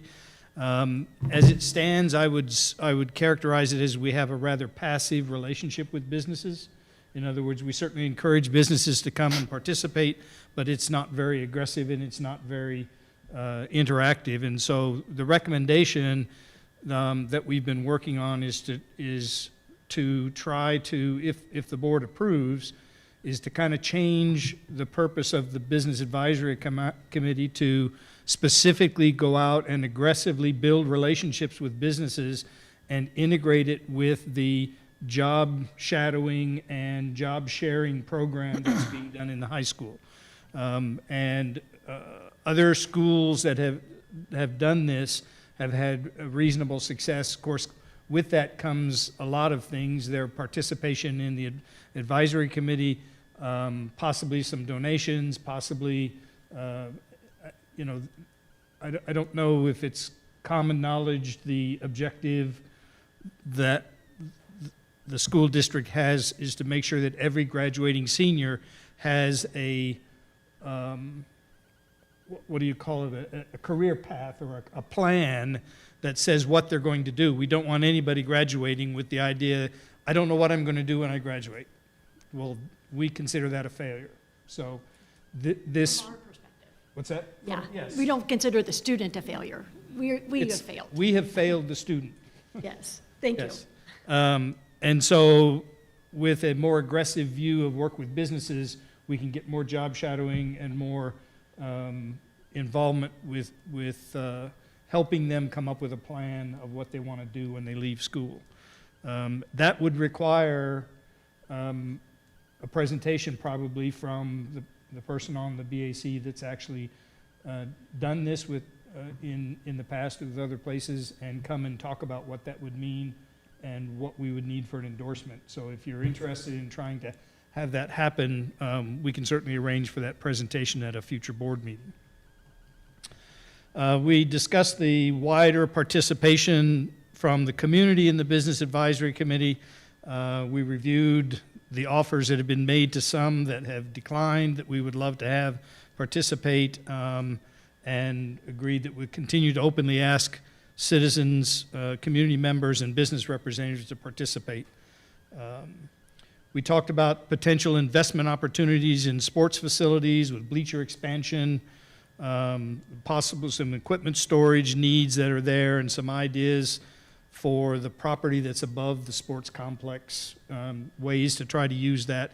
And again, the advisory committee just talks about these items and then gives the administration some ideas that potentially Some of them turn into going and getting proposals for things. Some of them are kind of kept in the hopper and continue to be talked about.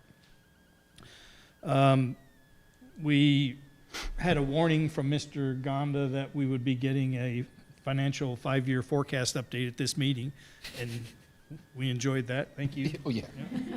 So he was true to his word. And we had a transportation update as of that date. Again, that information is superseded by other actions that have already occurred. And then lastly, we had an update on noise issues at the middle school and the high school. Facilities has been chasing some noise issues with the HVAC systems for quite a while that are affecting the surrounding community a little bit. And so we got a little bit of an update on that. I was actually hoping the failure of the one in the middle school was the one that was making noise.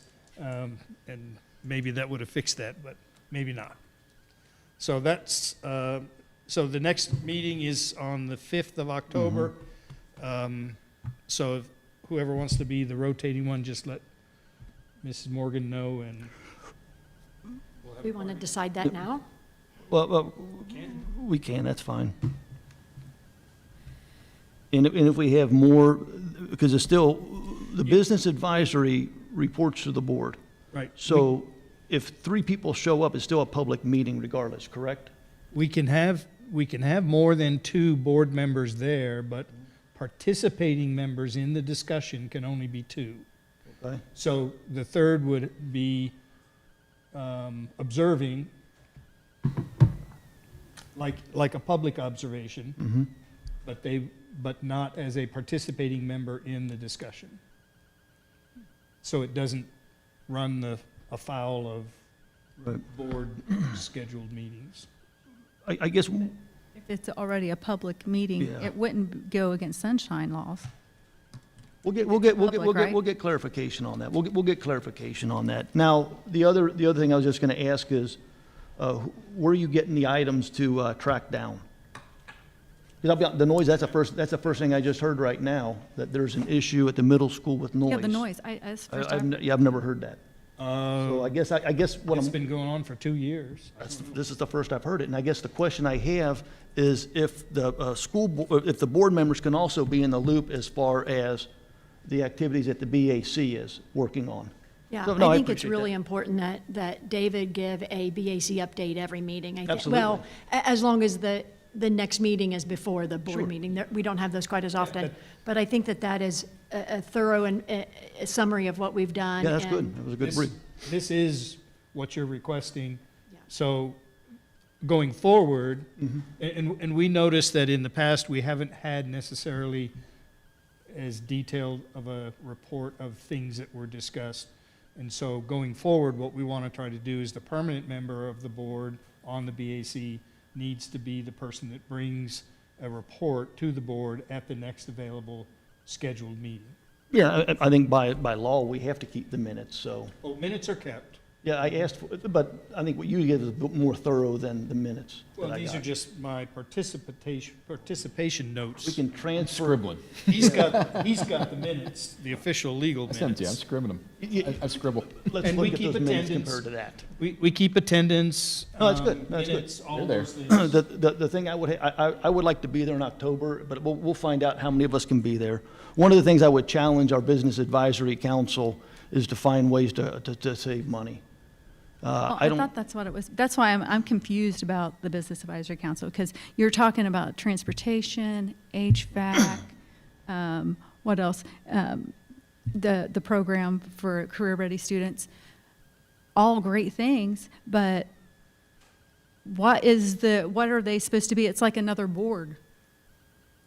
Well, we don't have any votes. We don't take any action. It's Right. just discussion, and it is literally advice to the administration of ideas that the business community has with regard to those subjects. Is it, I guess I just This is didn't a know. board committee, and so Yes. really, they follow what you want. And Mr. Sousa is right now the chair, and he's asked multiple times, please give direction. Oh, absolutely. We're not getting the direction. Rusty, am I right on that? Please give us direction from the board Yep. to this committee. And that was- And so it is your committee to give direction to. With lacking that direction, we bring things from the district to say, hey, these are business people, let's ask them their opinion as well. And we've been doing that, but it is the board's committee, it is not the district's committee. fair enough, and that we were going to discuss that at one of our retreat items. We were Yeah, going to that talk was- about the BAC and just the role of it, because it's nice to go to the board, to that, the BAC, but also I think at times, though, we need to give them that leeway to let them do the work, and then they come to report to the board. But I would like to see more of an effort to reduce spending. We keep talking about our expenses, and I would really like to look at some cost saves, because since I've been here, I've not seen a cost save. I thought we had one with the pickups, but then as we start peeling the onion back, well, we really didn't mean that, we didn't say that. So that would be a clarifying, but I guess as a board, I'd be interested in seeing that. And also we talked about student fees. I think we had talked about that, and that kind of got tabled. And just kind of looking at those items, because I don't want it to turn into a levy committee. You know, I want to have it more to do. Rusty, you have something to say. Why don't you plan to come to the next BAC meeting? You, Yes, I will. okay. But I will tell you, David, and we have you, yes, and you I- can come back. I will. But I can't do it as one board member. This is Dave Wallace's idea, but we want to hear from the other board members, so that way it's to get the direction. We will work through that ourselves at the retreat. We will build a better idea of how we're going to communicate with the business people, all right? And their purpose But and criteria yeah. and how to get on and that sort Do of. not think for one second, Rusty, I'm saying anything. I think the guys do great. They've been keeping this program afloat for years. I think Mr. Sousa tried to resign, but I don't think you guys are letting him. So we certainly appreciate what you guys are doing, okay? And I've talked to a couple business advisory guys in the last 2 weeks, and they've shared some frustrations, they've shared some successes, so. Come and be part of it. Well, Rusty, I might do that on October the 5th. I'll sit right next to you. All right, we got anything else? All right, let's go ahead and do this non-agenda items. Stephanie Messer.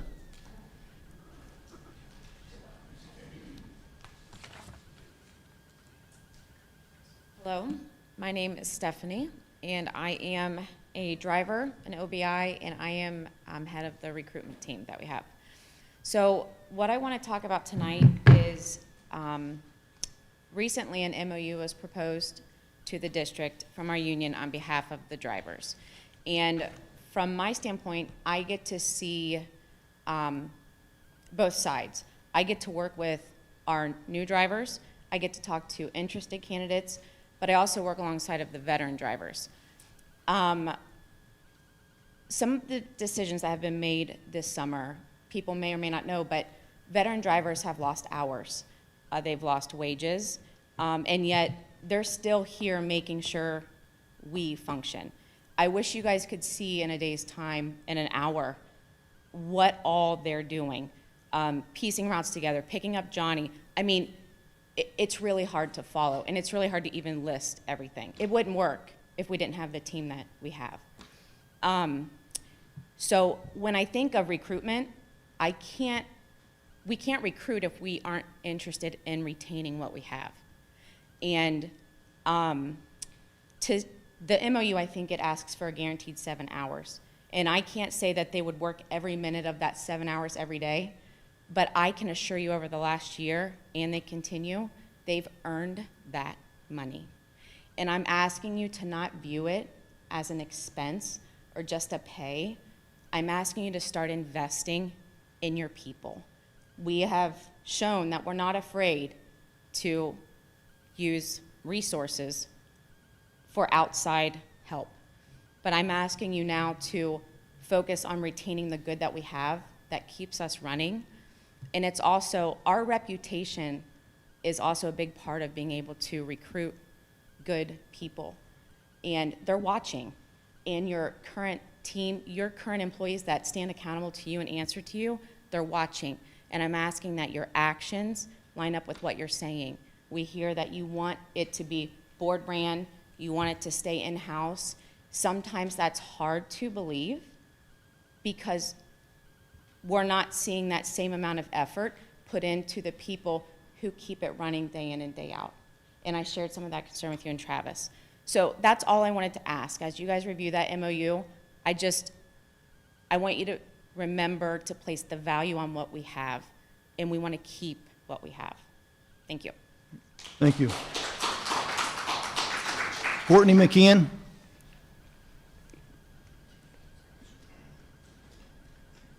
Courtney McKean, Little Miami resident. Wanted to do a couple things. The school supply or artist supply donation, I did want to bring about that was in memory of the Garvey family, the uncle who was an artist, and that is in his memory, and he has great nieces and nephews in this district, and so that was coming from there. I wanted to bring that to light for everybody. His name was James. He went by Jimmy Watson. So thank you for that donation to the family. I also wanted to say thank you to Regina for addressing the wearable recording devices incoming policy. I know that was addressed, that it's started now, but it's still in the works. This is a huge step towards the safety for our students against being photographed or recorded without their knowledge, meta glasses, other wearable devices, that sort of thing.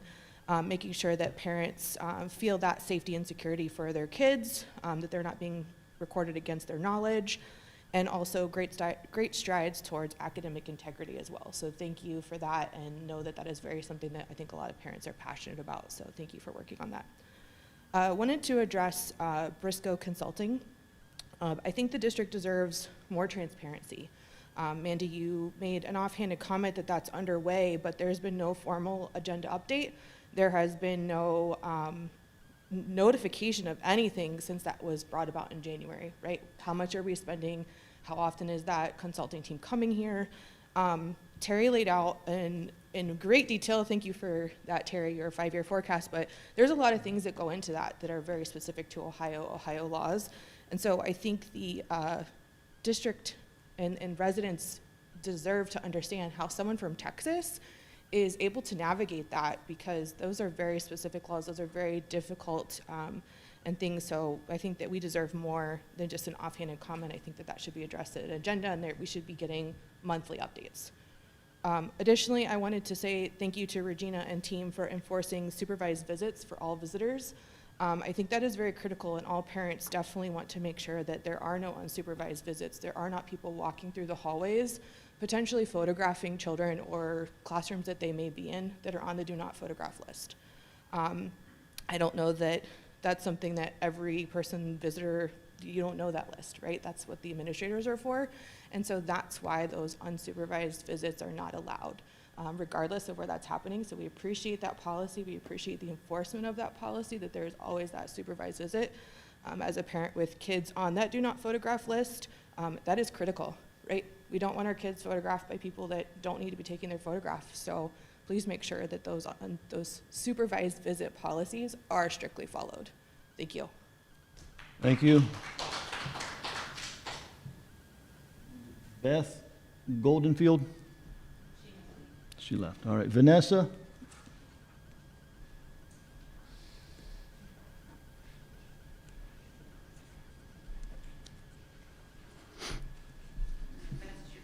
Parent. Just real quick, I want to say that my comments earlier said that we hadn't heard anything publicly, and then you mentioned executive session. I wouldn't be privy to what was discussed in executive session, as that would break the law if someone were to make me privy of that. As part of my professional learning this summer, I've been reading about equity-centered, trauma-informed schools and what helps students, educators, and school communities thrive. One concept has really stayed with me: unconditional positive regard. It means treating people with dignity, recognizing their worth, and starting from curiosity rather than judgment, even if we disagree. We often think about these practices as something we do for students, but healthy school cultures care for the adults too. And this doesn't have to cost money. It just requires intentional leadership. Sometimes it means protecting educators' time, shortening agendas or canceling meetings that could be emails, replacing icebreakers with actual collaboration time, being thoughtful about scheduling ETR, IEP, and 504 meetings so planning and lunch times are protected as much as possible. Before asking educators to do one more thing, we need to ask, what can we stop doing? What can we simplify? And what can we give back to them? Those actions say, we respect your professionalism and we value your time. But respect also means considering what we asked people to endure. Look at the Hate Has No Home Here lawsuit. A teacher put up a welcoming sign and it was ordered removed, a decision now being litigated. Current and former staff and administrators have spent valuable time in depositions and discovery over that decision. One former teacher was questioned about how he responded when students experienced harassment and bullying. He explained that he documented, investigated if needed, and reported the incidents. But then he was asked whether he did those things for all students or only LGBTQ+ students by our school attorney. And that question matters. Instead of pressing an educator who has an outstanding record and spent years trying to help and protect all Little Miami students, we should be careful about implying that caring for a group of students requires justification. How about asking, how can we help in this manner? Not, why did you care about those kids? And that brings me back to culture. Recently, members of this board agreed when I said tone and respect matter. But just moments later, community members were described as home gamers, knocking over their big gulps to post online. And that's my point. Culture is built in such moments. Every meeting, every email, every hard conversation and decision. If we want our students to experience trust, dignity, and respect at school, then the adults who serve them should experience those things too. You as a board should set the tone. Caring for the adults in our schools and respecting those in our community are not separate from student success. It is part of it. Thank you. Yep, that's it. Can I address the financial review? Yep. I didn't try to make a flippant comment about the financial review. I know Vanessa had mentioned something when she was up here prior talking about the financial review. That's the reason I wanted to give an update. The only reason it hasn't gotten started yet, we didn't give him the information until the end of July. He's been waiting on all the financial records and whatever, that, you know, I know Terry's been quite busy. So he was waiting on that. So that's why the delay. And it has just now begun. So I have no report, nothing to give. And it's all. Hang on. No. Hang on. No, you had your 3 minutes to speak. I never did say it started. People have came up on here in the podium in the last month or two even asking, what's the status of the review? And it hasn't even been started yet because we haven't given them the information. He has to have the financial records in order to be able to review it. So he has them now. He's getting started. He is doing that all remotely, so he's not here doing that. So that's why he was waiting on everything. So I just want to let you know that. It wasn't anything, I have nothing to update. There's nothing we're holding back on it. We're wanting it to be done also. We want to know, because if there's any way that we can save or move money anywhere, anything to ask, not to have to ask for a levy or a less of one, we want to do that. So. We're done. You've had your 3 minutes. Okay, you had the 3 minutes. All right, any other comments? No. I will say that I certainly appreciate comments about being nicer to people. I think people probably need to do a little self-reflecting as far as how they treat members of the board and their families especially. I can take it, but when my family's attacked, I think that's wrong. I think over the next few months, I've been kind of quiet, so I think I am going to start giving some little anecdotes, little stories about the experience that led up to this. As people like to sit up here and want to be a victim, I'm going to explain exactly what they did, and we'll go from there. But certainly, I appreciate today's behavior. Our next meeting is September 23rd. Make a motion to go in executive session for 2 items. One is conferences with the public body's attorney concerning pending or imminent court action by Division G3 of Section 121.22 of the Revised Code. Court action is pending if a suit has been commenced. Court action is imminent if it is on the point of happening or impending. Second item in executive session is to prepare for negotiations or bargaining sessions with public employees concerning their compensation or other terms and conditions of their employment. Second. Discussion? I have some discussion. I would like to know what the current legal fees are for this lawsuit we're involved in. I believe Mr. Tarazi responded to your email It's $5,000 so far that the insurance has covered. Wait a minute, I want to know what the school district is responsible for in legal fees. You sent him that email. I guess I would refer to the email that he sent you, Wayne. Terry probably has that. Terry, do you have that Can you information? read that email? I don't have the email, but we have a $5,000 deductible. So the $5,000 is what the school's paid so far. And then the insurance is covering the attorney fees, just the attorney fees, not if there's, depending what the outcome is. Right. But the insurance is covering those. We're being reimbursed by the insurance company for the attorney fees. Oh, okay, I'll check those emails again. Yeah. I would also like to know who would be responsible for paying any fees or any monetary awards provided Little Miami wins or loses this. Who is responsible for paying these? I would defer those comments to Omar. So I'd maybe send him an email to do that. So you're not going to answer that? Wayne, you sent him an email. If you want to sit up here and try to play stump the chump, ask the attorney. You emailed him, he responded back. Obviously, you did not read the email. I did respond to that too. I'm asking who is responsible if we win or lose this suit? I don't know. Go on social media. I'm sure we got some people that are experts now on one of them Terry- gossip pages Terry can tell probably you. answer this question for you, Wayne. I believe Omar responded, our legal counsel, that the district would be. All right? Did we have a second? Yeah. Yep. Right? All right, roll call. Mrs. Horvath? Yes. Mr. Siebert? No. No. No to executive session. Mrs. Bullock? Yes. Mr. Wallace? Yes. Mr. Whiting? Yes. Thank you. Dave, I need to sign this real quick. So for the record, you're going to vote not to go in executive session, but I'm sure you're going to join us in executive session.